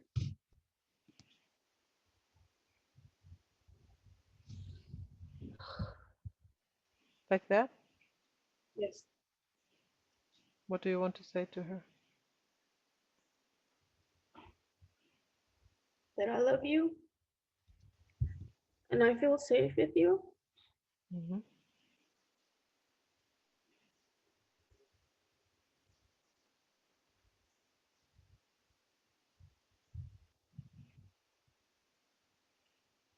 I feel a lot safer with my grandmother Hmm. than with my mother.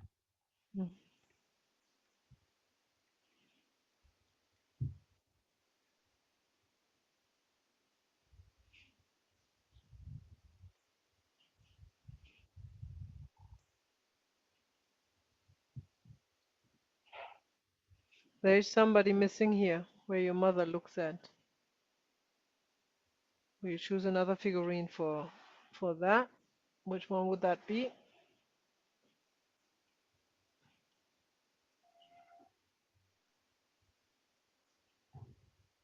Mm, third row, fourth from the left, Which one? that one. The You white one? pointing at my, yes, that one.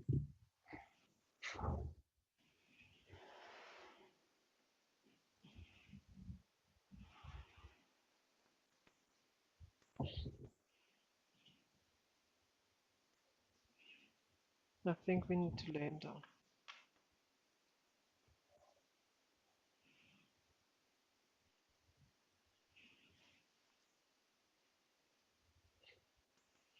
How's that for you, Joy? My chest is heavy again. Hmm.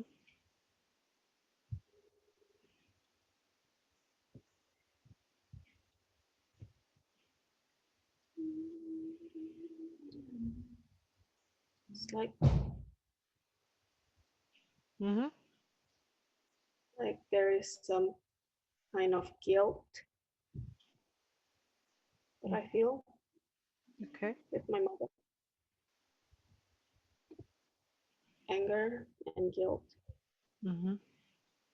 in her when you put the figurine. That one. Yes,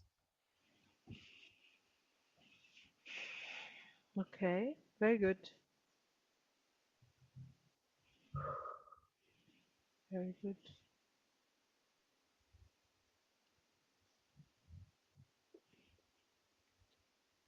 Was there one before you? I am not sure. I know there's one after me, but I wasn't sure which order it was because it was either between my sister or my brother. I think she did told me about it, but it was a long time ago. I can't really remember. Hmm.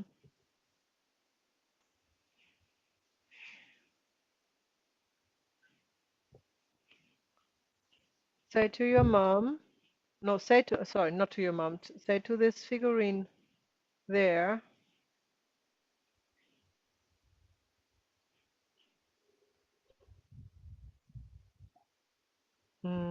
Say,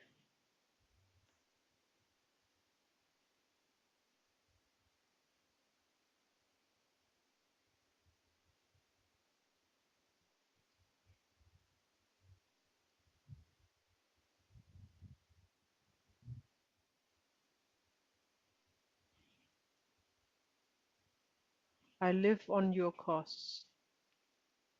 My life is I on your costs. I live on your course.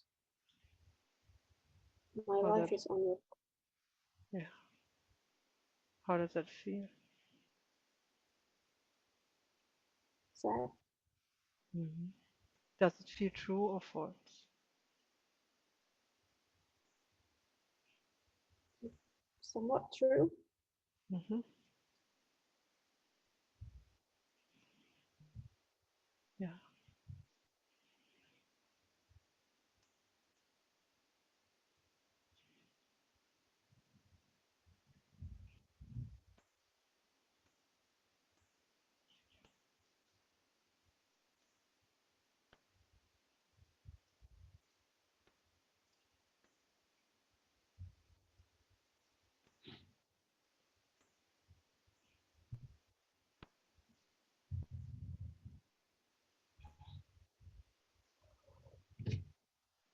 My chest is feeling very heavy.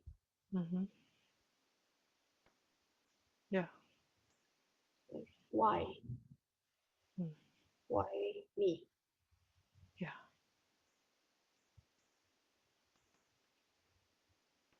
Yeah.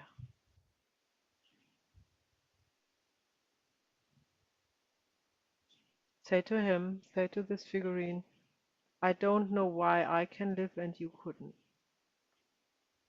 I don't know why I could live and you couldn't, but it's hard for me.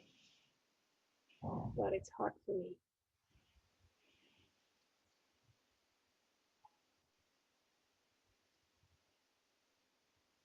I fail to enjoy my life I fail to enjoy my life because you cannot enjoy yours. because you cannot enjoy yours.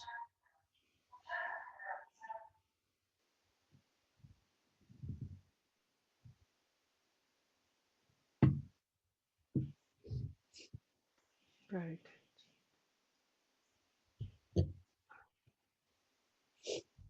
Very good. Let all the emotions come up.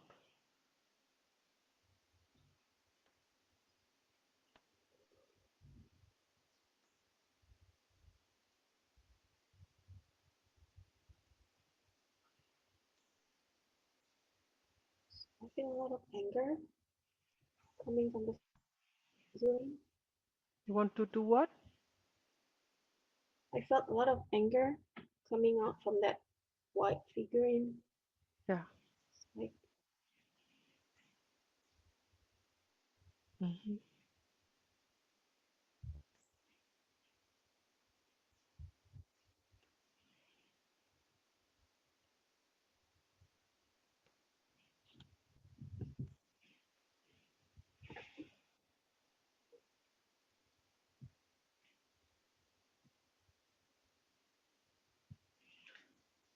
What's your mother feeling?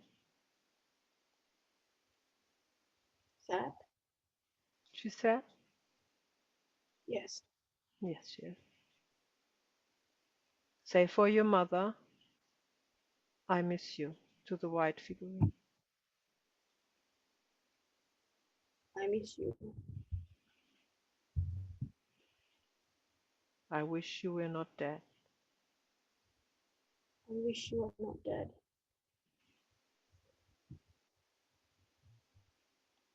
I can barely live with your dead. I can barely live with you dead.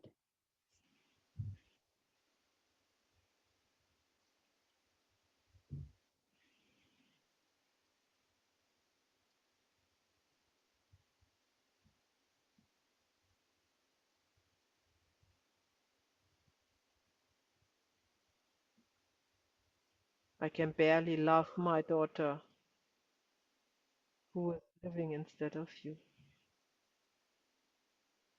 I can barely love my daughter who is leaving instead of you. Does this feel right? Yeah, Yeah.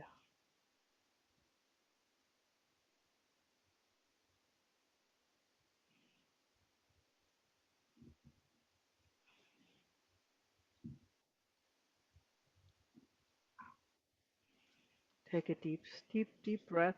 You're still representing your mother.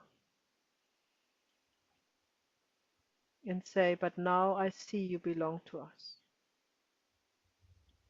but now I see you belong to us. And I see your destiny. And I see your destiny.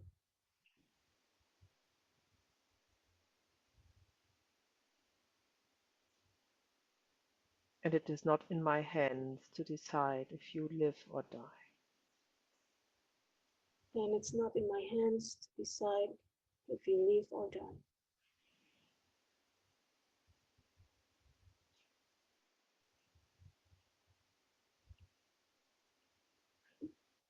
How's that? I feel a lot better, a lot lighter. Mm-hmm.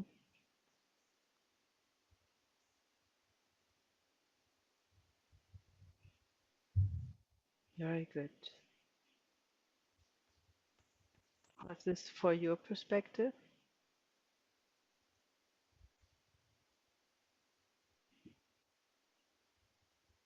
Did I see my mother now?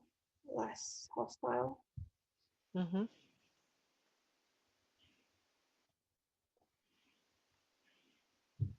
bit more Say, loving. mm-hmm. Say to your mother, please, mom, Please, mom, I'm alive, I'm alive. and it wasn't in my hands. It wasn't in my hands, That I'm alive and he is dead. but I'm alive and he is dead. Please, mom, Please, mom, I need you. I need you. I need your nourishment and care. I need your nourishment and care.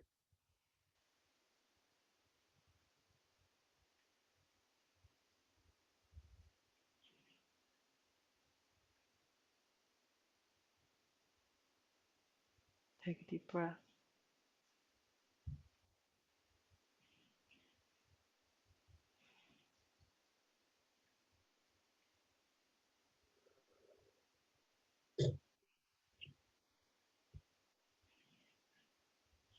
How are you now? Feel a lot better, but now I want to move next to my father. Mm-hmm. Which way? Just move next to him. So just right next to him. So just move a bit backwards. So I'm right next to him. Yeah, Like that? yeah.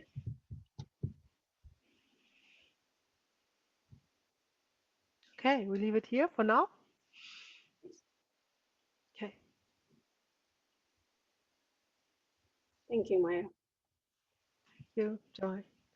So, so what we have seen, what looked a little bit like the other constellation we did, turned out to be a completely different dynamic. Hmm? Um, what we could see at the figurine choice for the mother was she was looking down, which we know is looking at the death. Yeah? Oh, And can you see that? And because Joy said that the mother's picking at her and she is feels not loved by her and all of this, and she's looking at the death. This is a typical dynamic when there was another child that died, typically after or before her, the one, right, that the mother's grieving about, and subconsciously or unconsciously making the person who is living responsible for it. And that is then the emotion of guilt that this child is feeling. Yeah. When she said, you remember, Joyce said she feels guilt for no apparent reason. This is suggested by the mother through the dynamic. Hmm? So in adding in this in constellation and adding this person who is obviously missing, which is the dead person, the movement takes place, even with the figurines. You don't need persons for that. You don't need flesh representatives. You can do that with figurines. As you can see, you just put the dead person on lying on the back. Because when we put the white figurine in front of her, that didn't work. She's looking down. She's not looking. She can't. Can you see that? She can't look at somebody in this height. Yeah. mm, So in order to put somebody on the board where she's actually looking at, you have to lay it down, which we did like this.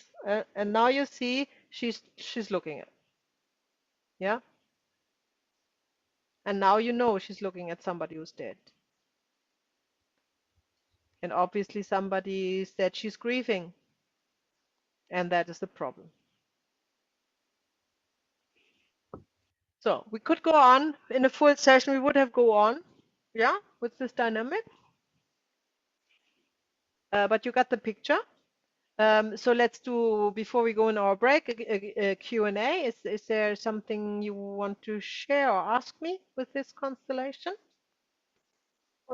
Maya, I'm just wondering, is the figurine there is always one that is looking down, and it normally got picked by the field unconsciously?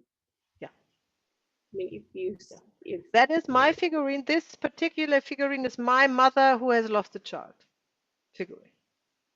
oh, Mhm. okay, interesting. Because pink, the color of the mother, looking Mm. down. Yeah. Is that particular figurine always picked and by to represent someone who has lost a child? Yeah. Mm. This is why when you use always your own figurines, you know that, and then you can work with it more efficiently. My Linda. Oh yeah, I have two questions. Regarding the representative of the deceased with neutral color figurine that was chosen, you said because just now I think it was a smaller figure that was chosen. So when you stand it upright facing the mom, it's impossible to see them at eye level. So that's why your decision to put the figurine down, right?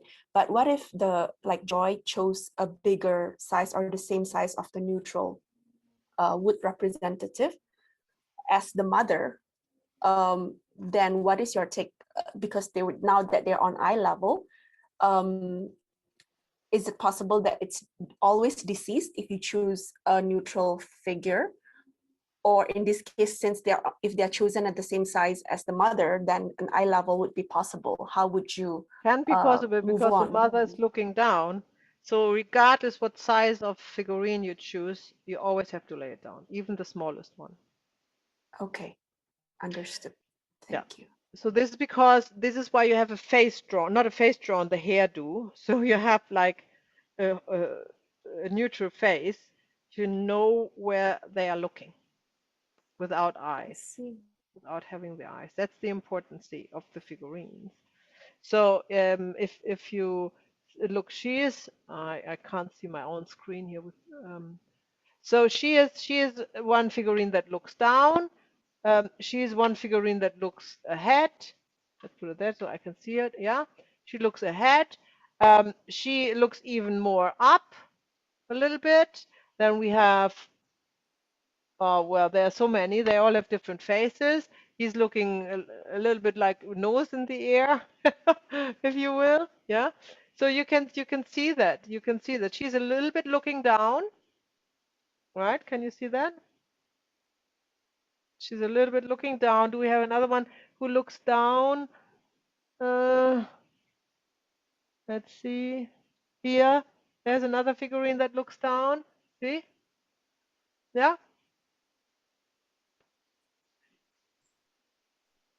So the figurines are chosen by the field through the client to represent the energy of the person, of the family member.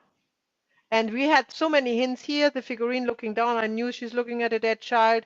Then the figurine chosen by Joy was a white color, obviously also a sign for a dead family member. And then obviously the size of the figurine has to be laid down. So lying down is also a sign of being dead. So we had 3 clues that this was a dead person. So there was no question. And So Maya, even if Joy would have not known anything of a dead sibling, it would be clear there was one. okay, is there any indication of the difference of the dead figurine chosen, the sizes? Does that tell you anything about, I don't know, the order of ancestor, or the bigger they are, what does that mean? Or it doesn't matter at No, all? we can't, because it could be an entanglement or a disorder.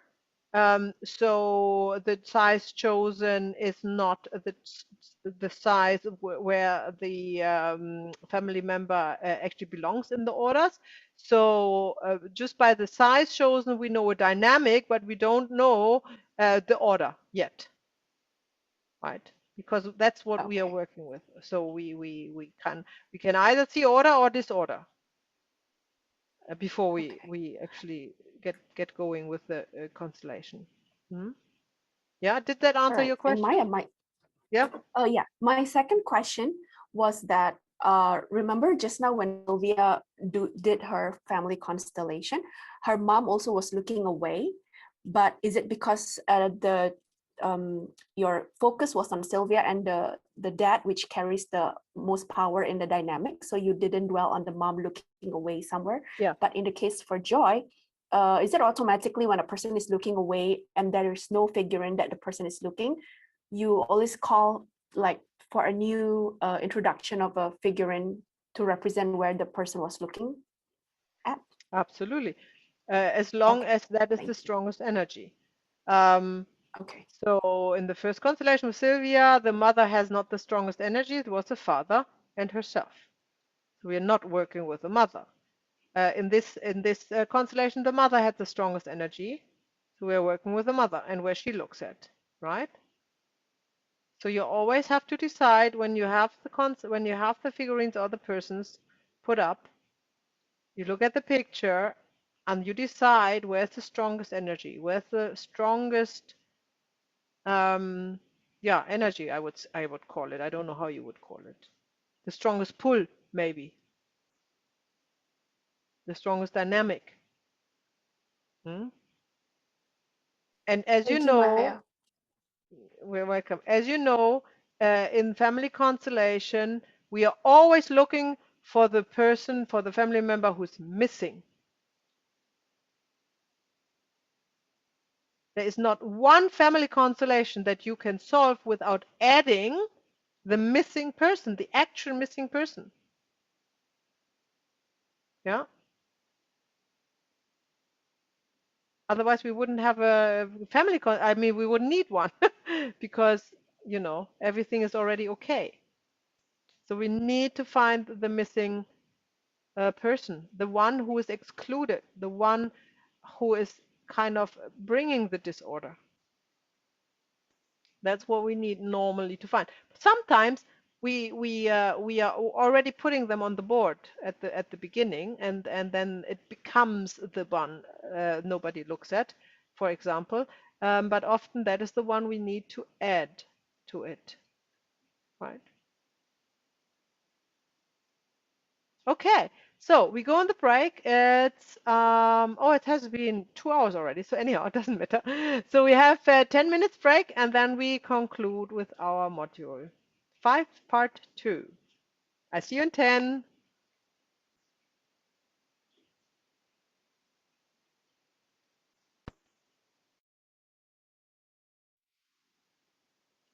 So okay, here we go.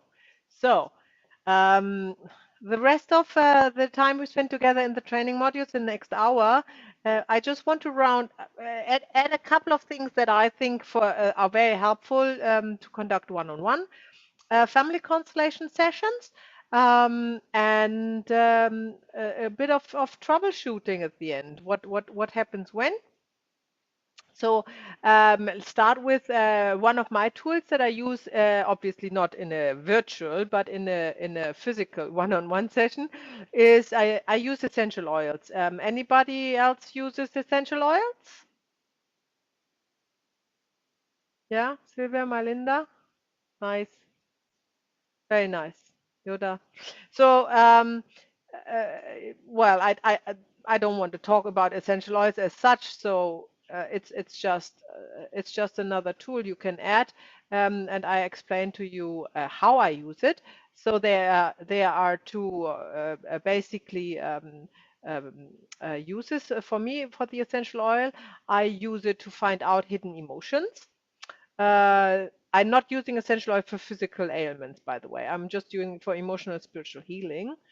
Uh, Other than my own wounds or whatever, if I have a cut or something, but not with clients.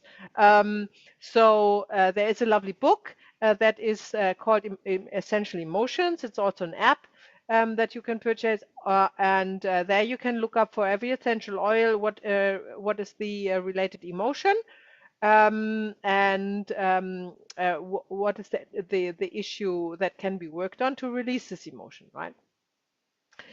This is very helpful when you have a client who, um, let's say, does not actually know what to consulate about, or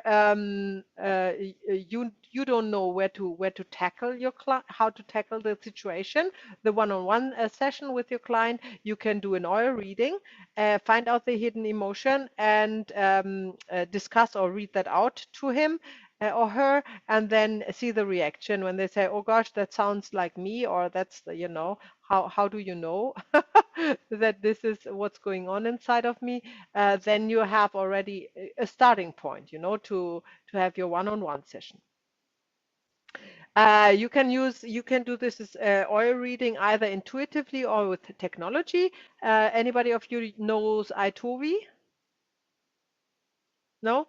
It's a device, it's a picture there, a device that you can purchase from the US, and it's a bioimpedance measure instrument, and it measures the resistancy of the skin, and it's like any other sport instruments that you can, that uses this technology, but this is different because it matches the frequencies that is measured with the essential oil, with the frequency of a specific essential oil. So it will give you the reading you do with your client or with yourself will result in oils that are suggested. And if you read that up in the emotion code, in not the emotion code, in the essential emotions and essential oil book or app, then you find already the state of the emotions of yourself or of your client, right? And because they are often not so clear, this is a very valuable tool to go deeper and find out what lies behind. Intuitive is the same reading, only that you don't use technology. I use it intuitively, that I have all my oils lined up in front of the client, and the client closes the eyes, and then he chooses or she chooses 3 oils. That is then 1, 2, 3, and then I start the reading. I do the 1, 2, 3 oils. It's the same as if I use technology. So it's just, if you don't want to invest, I think it's $1,000 or something in this tool. Everything can also be done intuitively without technology. Um,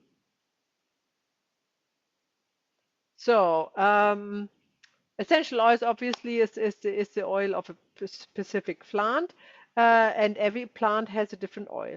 Why does a plant has oils? It is if you think about it, the plant is stationary, cannot run away from a threat, or it cannot move towards nourishment, so it has to attract all of these, yeah, to themselves because it's stationary. So this is what she uses essential oils with. She uses her essential oil to either repel enemies or to attract beneficiaries, right? And this is so powerful that when we use the essential oils, that we can do the same. We're just not using it as a plant would use it. We use it as a human body can use it. So that's complementary. So this is why it is so, if it's a very pure oil, so you need to source it very purely, then it has a lot of power, the power of the plant. I use it mainly at the beginning of a session, of a one-on-one session, to find out where my client is and what state. But sometimes I also use it at the end when I know already where to work on, and I want to give him an oil mix home. So that can support the release they had, or the way to move on with them. So I make a little roller or a vial with the essential oil from the reading, so they can take it home. So it's not only for for me to find out what emotions there is. It's also for them to take home, which is always nice because people like to take little gifts home. And they smell good normally. They sometimes smell horrible. That's like bitter medicine that can happen. But it's always a personal mix that comes out from the reading that is supporting the client in the state he or she is in at the moment and supporting to bring it out and heal it faster. Um, of course, you can just diffuse essential oils to create an environment that you want for your client. I think that's very valuable when you're in your room with your clients. It's a shame that you can't do that online. Probably they invent computers soon. They can transfer scans. Why not? That would be really, really lovely. I'm looking forward to that. That you can actually transmit a scent. Um, it is also good if you have a difficult client, maybe somebody, often men, by the way, who are not so open and they are a little bit closed up and they are, um, they are not used to spiritual work at all. Sometimes the oil can really open them up a little bit. So if they inhale it, that's also good. So. Um, think I just talked about that. So that was the intuitive reading that, I let them choose the three oils they would want, and then I look it up. And that would just be an oil reading without a family constellation, and then we would just conclude this. That is kind of a short 20-minute session or so, and that is sometimes a starter or a teaser that I offer more inexpensively to people who have never worked emotionally or spiritually on their issues to make it more accessible, right? And then I say, next time you come, we can also do a family constellation after the oil reading, and and this works also. So if you have anything in your toolbox, doesn't not necessarily need essential oil readings, something else that you can quickly whip up that will help the client or impress the client or do anything like this, that's always good to say, yeah, next time we can combine that with the family constellation. So uh, the other thing that I do frequently in one-on-one sessions is working with the breath. Um, the breath is a very, very powerful tool to influence the frequency of the whole body. We do that all the time when we want to go in alpha state, to come to this relaxed state where we can do regressions and where we can do guided meditations and where we can connect to the morphogenetic field. That is all happening through the breath. So breathing exercises are really, really important, and not that I do that with my clients. I invite them to breathe with me. So I kind of breathe with them together. That's what I normally do. I say we take together 3 deep breaths and connect to the morphic field, for example, or then I continue to guide the client in a meditation and then maybe guide them into a regression or a past life regression or a childhood trauma or something like that, what we talked about in module 4, or into an internal family constellation, which we talked about last week. That's all happening through breathing, right? That's as easy as that. I also found out that it is really important when you guide your client through breathing exercises that you're slowing down your voice. So it's really slow and not so loud, and little words you use, you know, so the client can really let go of his own, conceptual mind.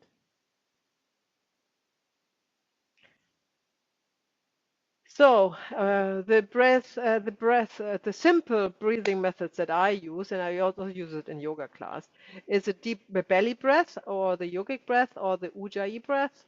That you guide your client that they breathe deep into the belly and the belly comes out, because the shallow breath that we are used to use is actually opposite. You breathe in, and I can't even do that anymore, but normally you do that, is that you are breathing in and the belly actually comes in, contracts, and you breathe out, and it's weird. I can't do that anymore, but that is what everybody is doing who is not experienced in conscious breathing. So you have to guide to this deep belly breath for the client to focus on the belly, that the belly fills up when they breathe in. So the diaphragm can sink down. That's what you want, right? So you need to make space for the diaphragm to sink down so the lungs can expand. And that is why it's called a belly breath, because therefore the belly has to come out so the diaphragm can sink in behind the belly, right? So that's the deep belly breath. Where am I here? Then the open mouth breathing or the open mouth breath is also sometimes valuable if the client needs to relieve things, yeah? So often I say, now take a deep open mouth exhale, right? That's sometimes it's really important that something that has been, you know, was stuck in the energy system, in the emotional system of the client, that it can go out. Sometimes open mouth breathing is in a family constellation also very important if there's some dark black stuff, gooey stuff coming up for a representative or for the client, that they can actually use an open mouth breath to get it out. So sometimes this is necessary to practice that. And then the other breathing exercise I use is just the observing the natural rhythm of the breath, to focus, to get out of the mind and just connect with the breath. That's all what you do, and you are all versed in meditation. That's all part of meditation techniques, obviously, that you focus on the natural rhythm of the breath. A guided meditation is what I use. Yeah, you know that anyhow. What I use all the time um, to guide the client to connect with their family system or to connect with their inner child. That's kind of the two main reasons why I guide a client in a meditation. My method is to go, to the happy space, to the internal peace of security and safety, and then meet either the family system there or the inner child. The inner child is always the child that the client is up to 5 years old. Normally it is 5 years old, but if you ask the client, they always say it's 5 years old, but it can be younger. Uh, and that is actually the soul, right? So the inner child is synonymous for the soul. And this is important in our work, that the soul is always taken with and not left behind, right? So that is what the inner child is representing. This is in this guided meditation where when I guide the client to the inner child, I always make sure that the inner child is melting and into the client, the adult person, right? So they are together and there. So when I work then with the client, I know that his inner child or his soul energy is with him or her, and not separate. And then the third one is the third guided meditation, or the third way I use guided meditation is to get support from a family member.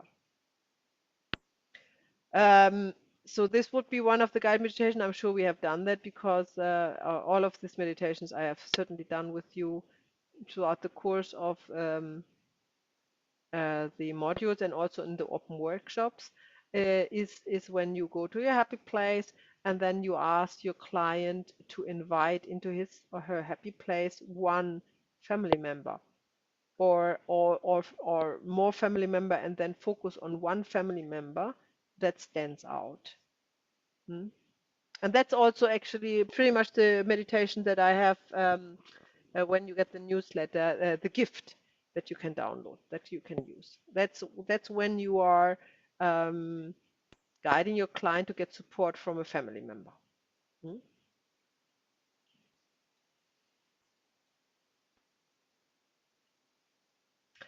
You can use a guided meditation to let go of foreign energies or giving back.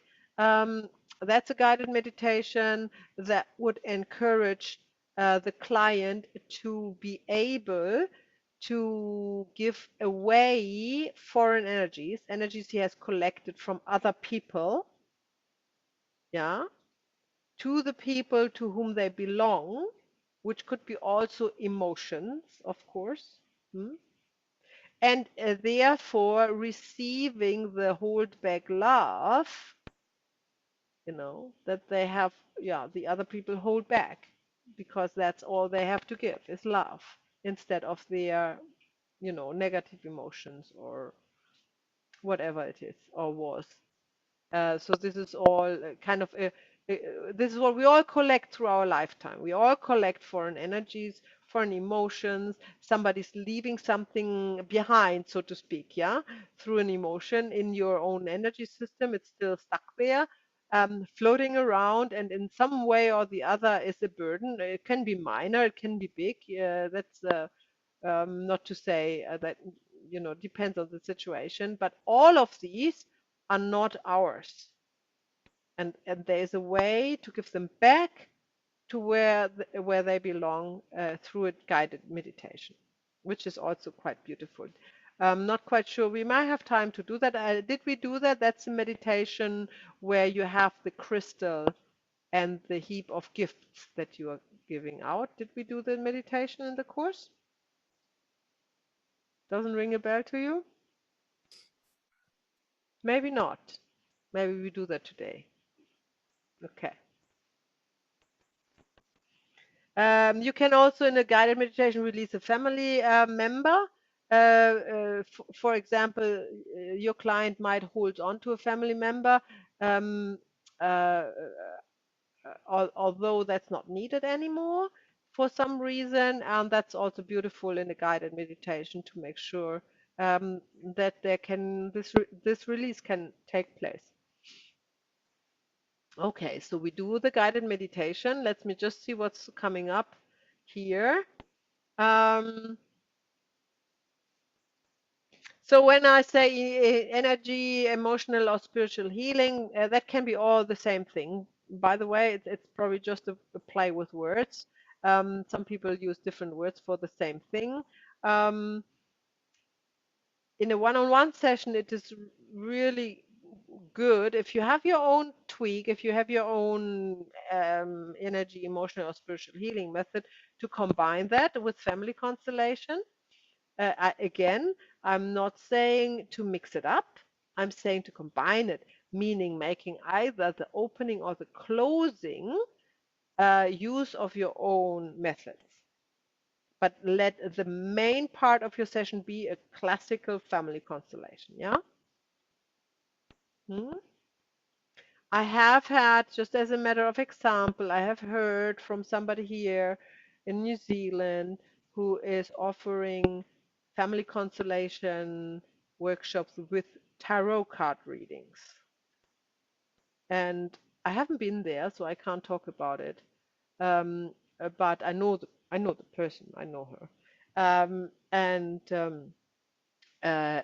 this is something that, I'm not inviting you to do things like that, to mix things up, because it is nothing that Bert Hellinger would have done. And we want to follow his teaching as close as we can. But if you would like to, I don't know, just as a matter of example, use tarot cards to have an opening with your workshop, right? Or with your one-on-one client, and then you put the cards aside, and then you say, oh, now let's do a family constellation. I think that would be fine, right? But if you use tarot cards to represent family members in a family constellation, I think that is going too far.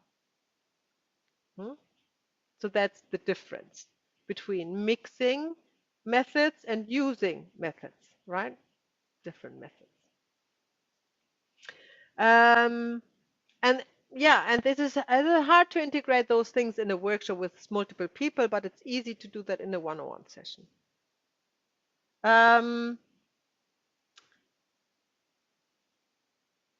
When I say in between, I don't mean mix it up. I mean like you have a family constellation, you may get stuck, you may use essential oils, or you use some energy healing, or you use whatever you have, tarot cards to kind of take the energy away from a stuck situation, and then put it aside, and then then take it from there. Maybe something has changed, right? So that's another method. If you feel you are stuck in a family constellation, to get out of this stuckness where you feel yourself in, and do something else that you're comfortable with, and then go back to the family constellation. So I think it is great if you have something that you feel confident with, that you can use without troubles, without doubting yourself or anything like this, and to have it handy when you do your one-on-one sessions for family constellation, to use it for opening in between or closing, um, but don't use it as a family constellation. That's what I want to say.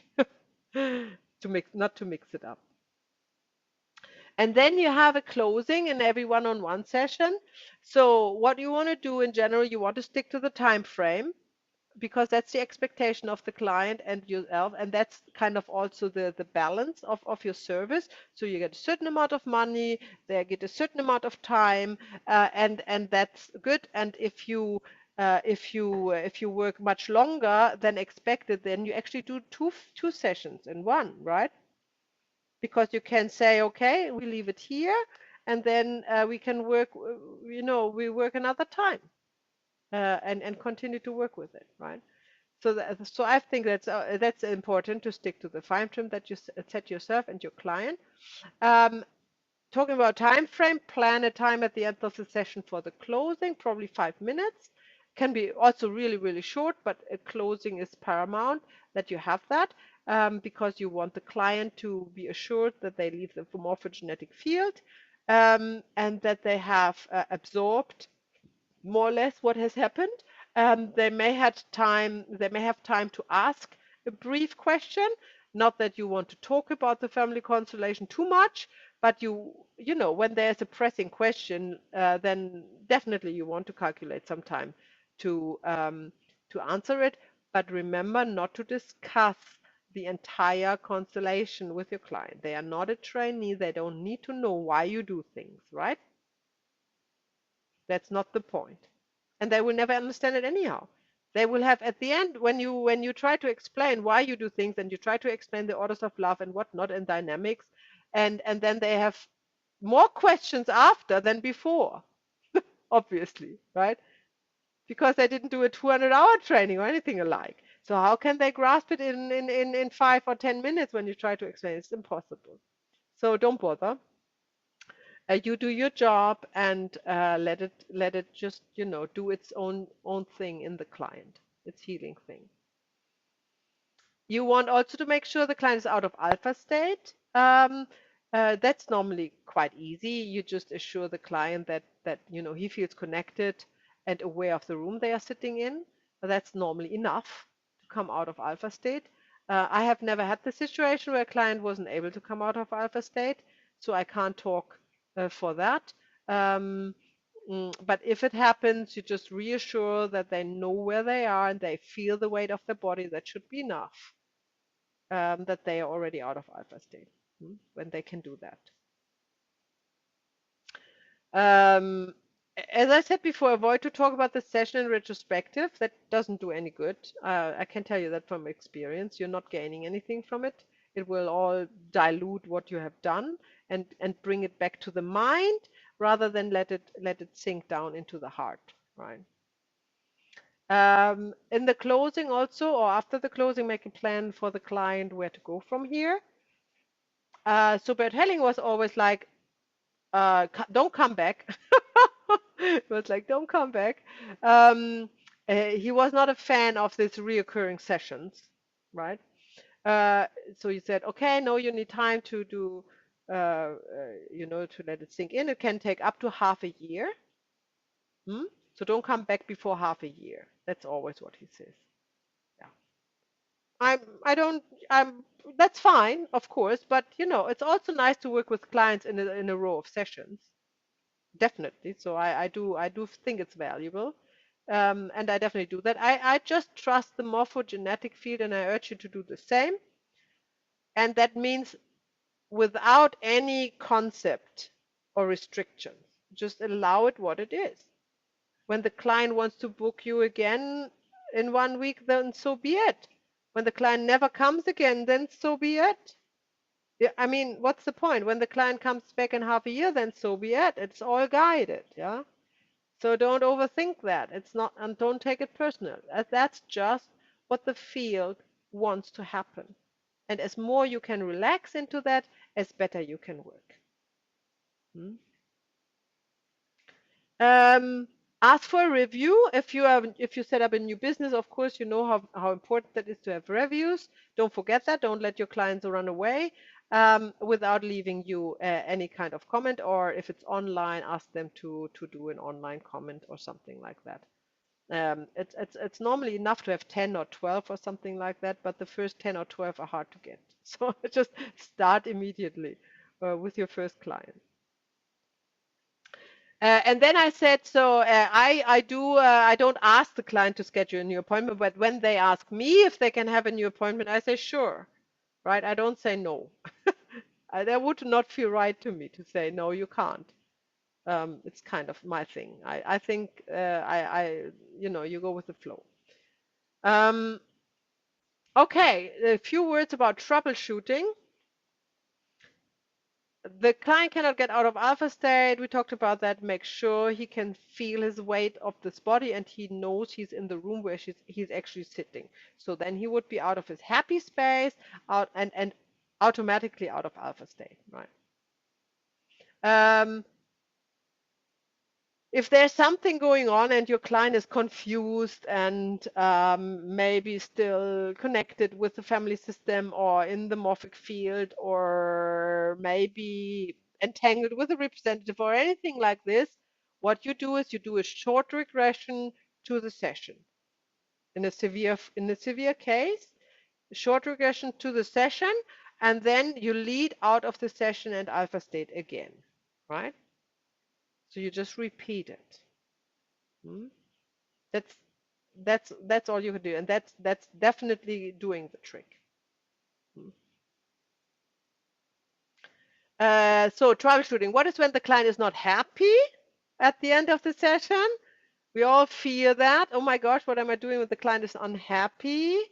Um, so most often the case is that the client is stuck in the morphic field and he's still having like this energy of the representative he was representing or the dynamic he was experiencing or anything like this.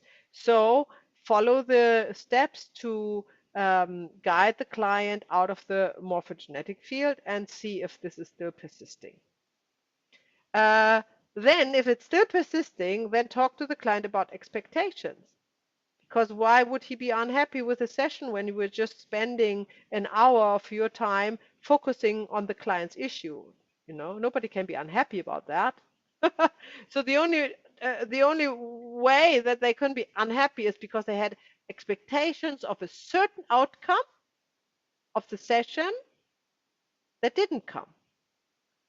That meaning they already knew before they started the session what was the result of the session. And as you know, that's impossible to know when you are doing family constellation because you go with the morphogenetic field and it will determine what you're looking at and what's the outcome.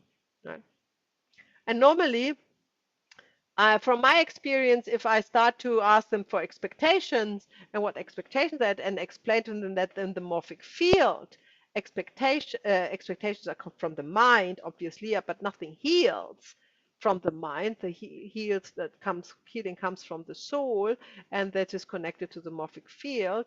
Then they normally understand that and are able to get out of this feeling of unhappiness. Uh, and also, when they are unhappy, just give yourself time. It will all work out. It will all be fine. Just give the morphic field time to work its magic in the family system, because often the client, or not often, but sometimes the client cannot feel the relief or the outcome of the session immediately. But often a week later, or a month later, or even up to 6 months, right? Often they cannot even relate it to their session. They actually forgot about the family constellation completely, altogether. But the result was given, right? Was happening. That was just happening. And because they are happy, because they feel that that's what they want and they are happy, they don't remember why. That's often the case. Yeah, you always remember why you're unhappy, but you know why you are happy. So, and that's a good sign, because this is really it's a good sign that the work that you were done was successful. It was working.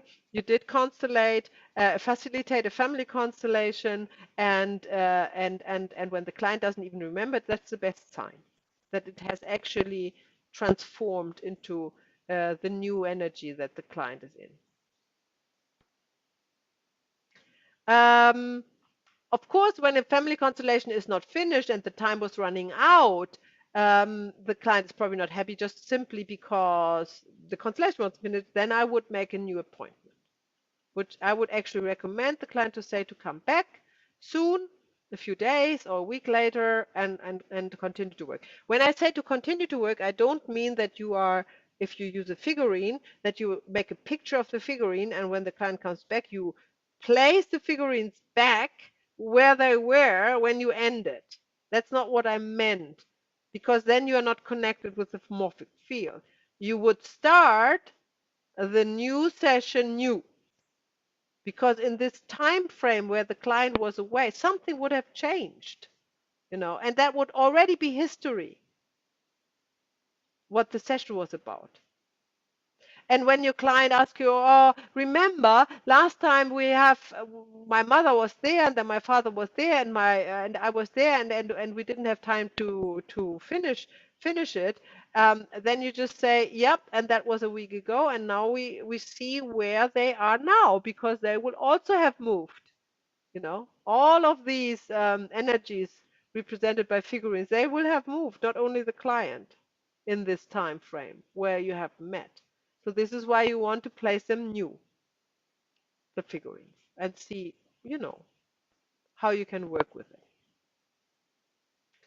And then last but not least, follow up is always good, especially when you have one-on-one clients, where you can also ask for a review, or best is you invite your client to whatever's going on, right? That's just normal business practice. I just want to say that here to not miss it out, but you invite them to join other events. Maybe you have a friendship circle. That's obviously the thing to do. You invite all your clients to come there, and get used to workshop settings, because they might be then drawn to come to one of your workshops later that they then actually also pay for. Um, you can make an appointment for another session if that feels appropriate. You can also invite to look at special offers that you have, um, or you have a newsletter, sign up to the newsletter. Anything that is inviting to the client.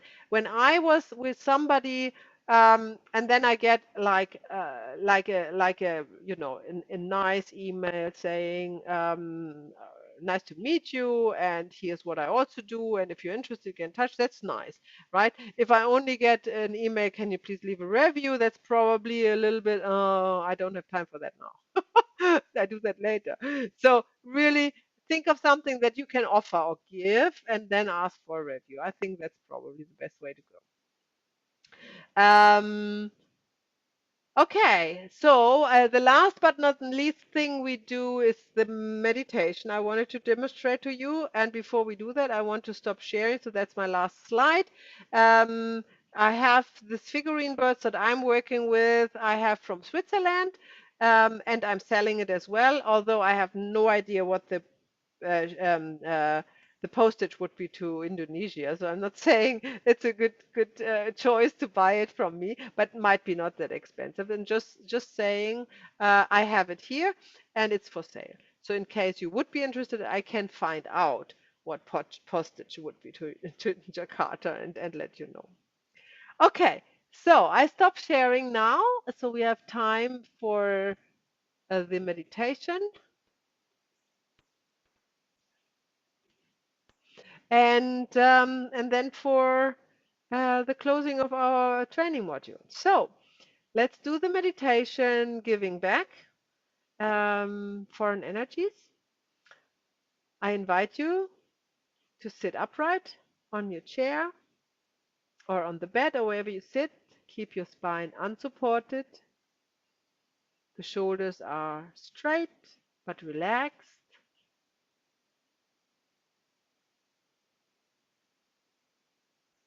Your jaw is relaxed. The eyelids are relaxed, gently closing. You feel the feet connected to the floor, the buttocks connected to the seat, and you start to focus on your breath, the breath coming in and out.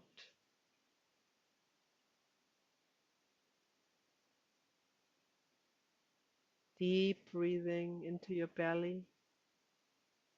Allow the belly to expand on your inhale. And for a full exhale, draw the belly in as much as you can.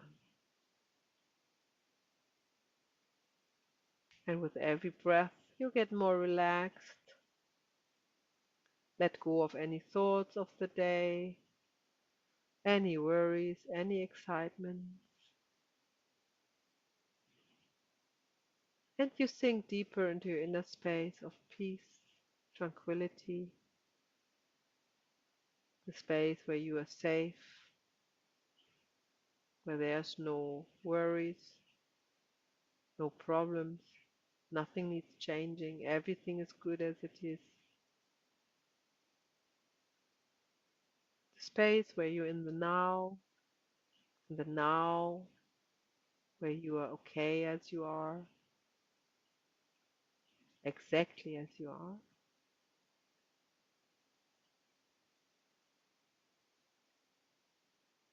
And there you enter your happy space, the room or the outdoors where you are happy the most. And wherever it is, the meadow or at the seaside or the hilltop or in a room or a hall, you see a mount in front of you and you climb up to the mount, and on the top of the mount there is a chair, a beautiful beautiful solid armchair, looks almost like a throne. And to the right of the armchair there is a staff, and on top of the staff is a huge, beautiful white crystal. And to the left of the seat is a heap of gifts. They are wrapped nicely. They have different shapes and forms. Some have bows on them or flowers or any other decoration. They are all very pretty. And you feel invited to sit down into this chair. And while you sit down, you feel like you are the ruler of your own kingdom.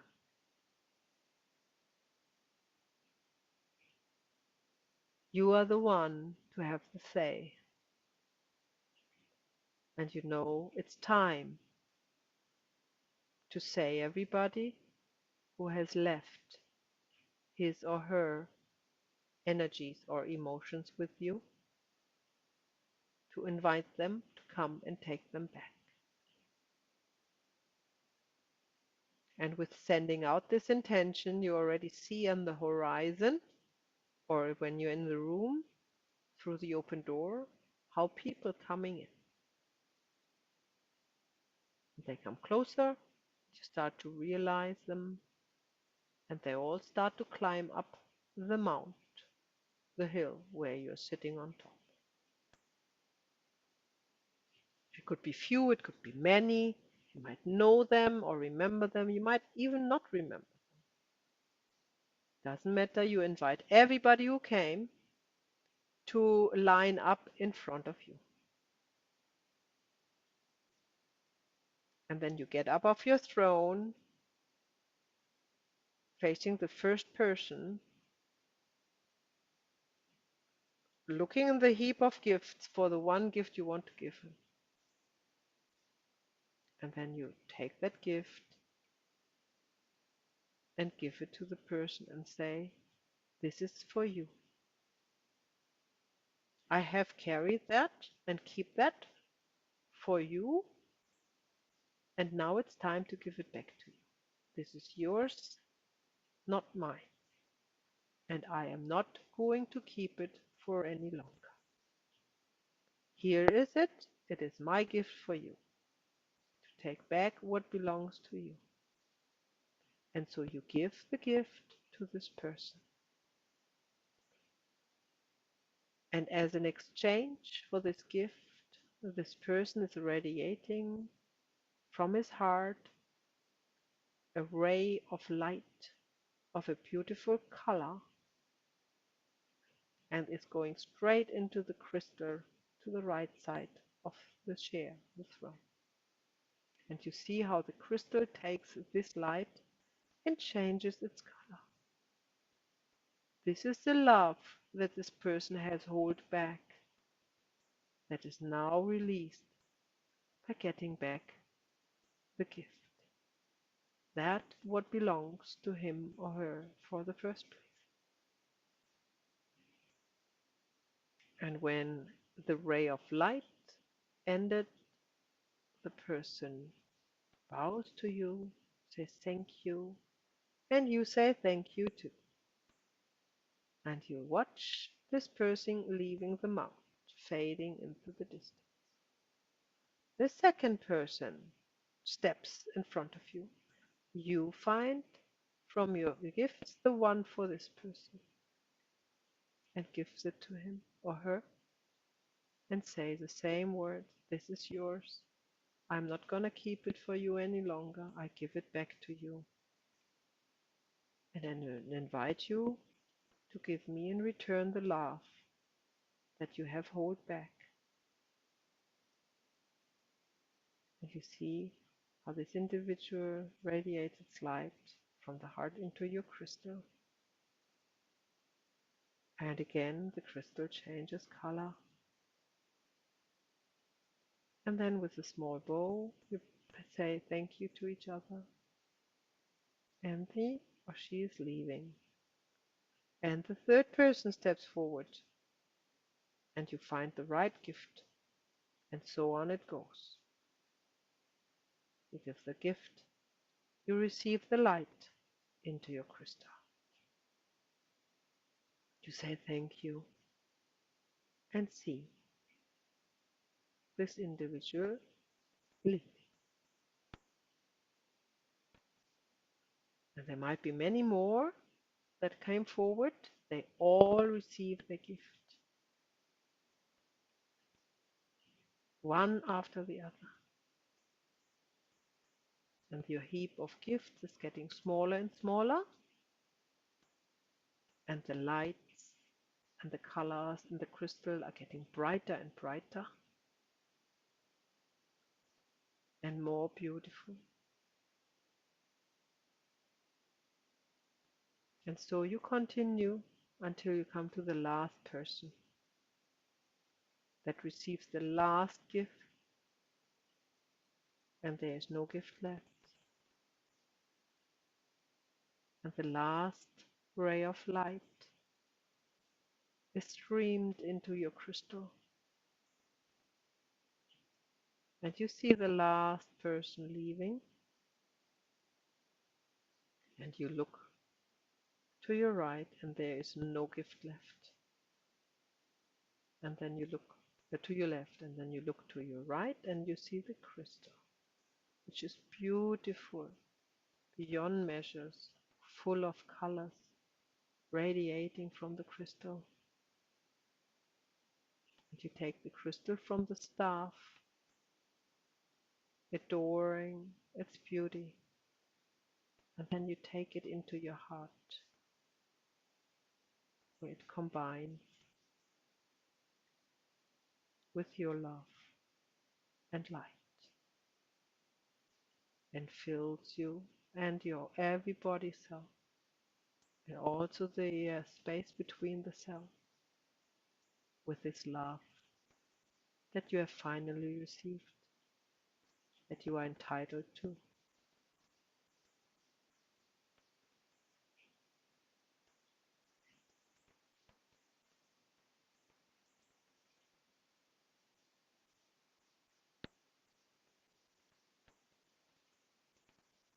And then you come down from your mount,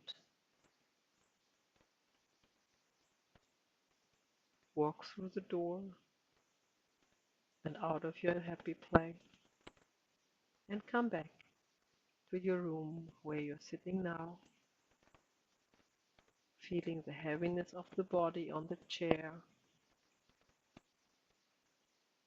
You are relaxed, and open your eyes in your own time.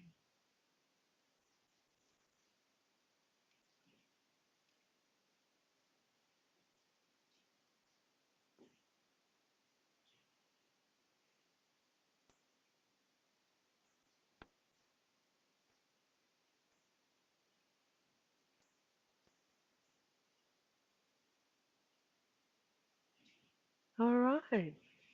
So, how did you like this meditation? Want to share?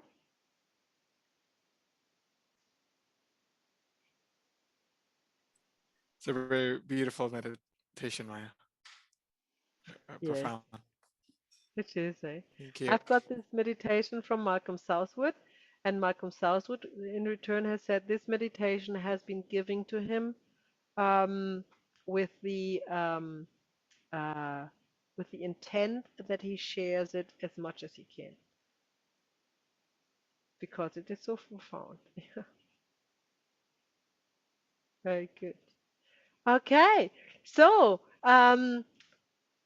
this is a time where where we are concluded with the modules, so the training modules, and I will put this recording up probably by the end of the week or on the weekend for you, so you can watch all the recordings on in your group on the website on the training section, and recap everything, and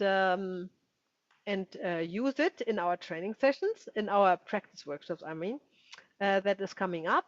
Is it not last next week? I think so. Yoda, you are so good with our schedule. Yeah, so next week is the last practice workshop, but this weekend we have a normal workshop on the Saturday and a practice workshop for the other batch, which we can join on the Sunday too. Exactly. Thank you for that. So remember, if you haven't signed up yet for the workshop Saturday, please do so. Use your coupon code. For the practice workshop, you don't need to book. You just go to the link that is on the calendar. This is a practice workshop for the whole training group. We have a new training group started, Group MOA, with 5 new trainees. So they will also join. And this is a practice workshop for the group that has had the first 3 modules done already, and the rest of you are unable to represent or bring their issues forward, so have a consolation, and of course learn. That's the most important part. So Saturday, Sunday, and next Tuesday, 3 workshop 3 hours workshop, so 9 hours of workshop. Wow. So that's intense. Very good. And please don't forget to have your worksheet updated put in your worksheet the hours you spent in self-study. Put in all the hours you had done the modules. If you if you missed a module or not the whole module, but if you missed a day of the module, be aware for the certificate of completion. We need to be close to completion, like close to 100%. You can miss 1 or 2 days, but not the whole module. Then you repeat that, please, with the normal group. Either now, the group started with module 1. So you can see that on the website, the days, not the day, yeah, the days and the times of the modules. So when you figure out on your workshop that you have like more than one part of a module missed, then please come to this module that is on the website, and I give you a coupon code for that. So just email me, right?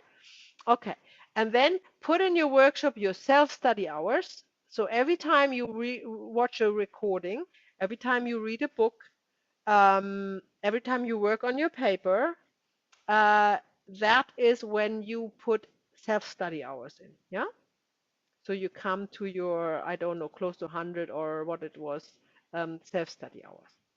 And every time you are on a practice workshop, and you're not practicing, it's not your practice workshop. When it's your practice workshop, you count the hours towards the practice workshop hours, and if it's somebody else's practice workshop, it's extracurricular hours for you. So you are practically just started with the training, because we just have kind of we kind of just had the necessary prerequisites, the theory done. Now it's all about putting that into practice. Yeah. So that is the second half of your training time, and make use of it. We also have the group chat on the website for any questions, and please use it. I read it too. So if you have a question, write it down, and then we can discuss it all together, right? If you have an interesting case or you're thinking of something while you're studying, why is this? So just write it in the group chat or in the general community chat, so everybody can see it, of the 23 trainees that are enrolled currently, because everybody has valuable input to that, so it becomes a discussion. That is actually the purpose of it. Okay, is there a question regarding the training in general? Are we all clear about that? Yeah, where we are? And then when we, probably after next week, when we meet for the practice workshop, we may talk about the paper. We reserve 10 to 15 minutes to talk about that. Yeah? Okay. So I hope I see you all on Saturday. What time was it again, Yoda? It's at 1 p.m. It's 1 p.m. at your 6 time. p.m. New Zealand, or yeah, 1 p.m. Jakarta. Okay, 1 And p.m. the one Saturday. on, yeah, the one Yeah. on Sunday is 2 p.m. New Zealand, which is 9 a.m. Jakarta. 9 a.m. Sunday, 9 a.m. Very good. Yeah. And then Tuesday is as normal, to 1:30 or 2:30 for you? Yeah, 1:30. Yeah. 1:30. Okay. Bye bye. See you on Saturday. Thanks, Maya. Thank you. Bye, Maya. Thank you. Bye. Thank you, Maya. Bye. Bye. Maya.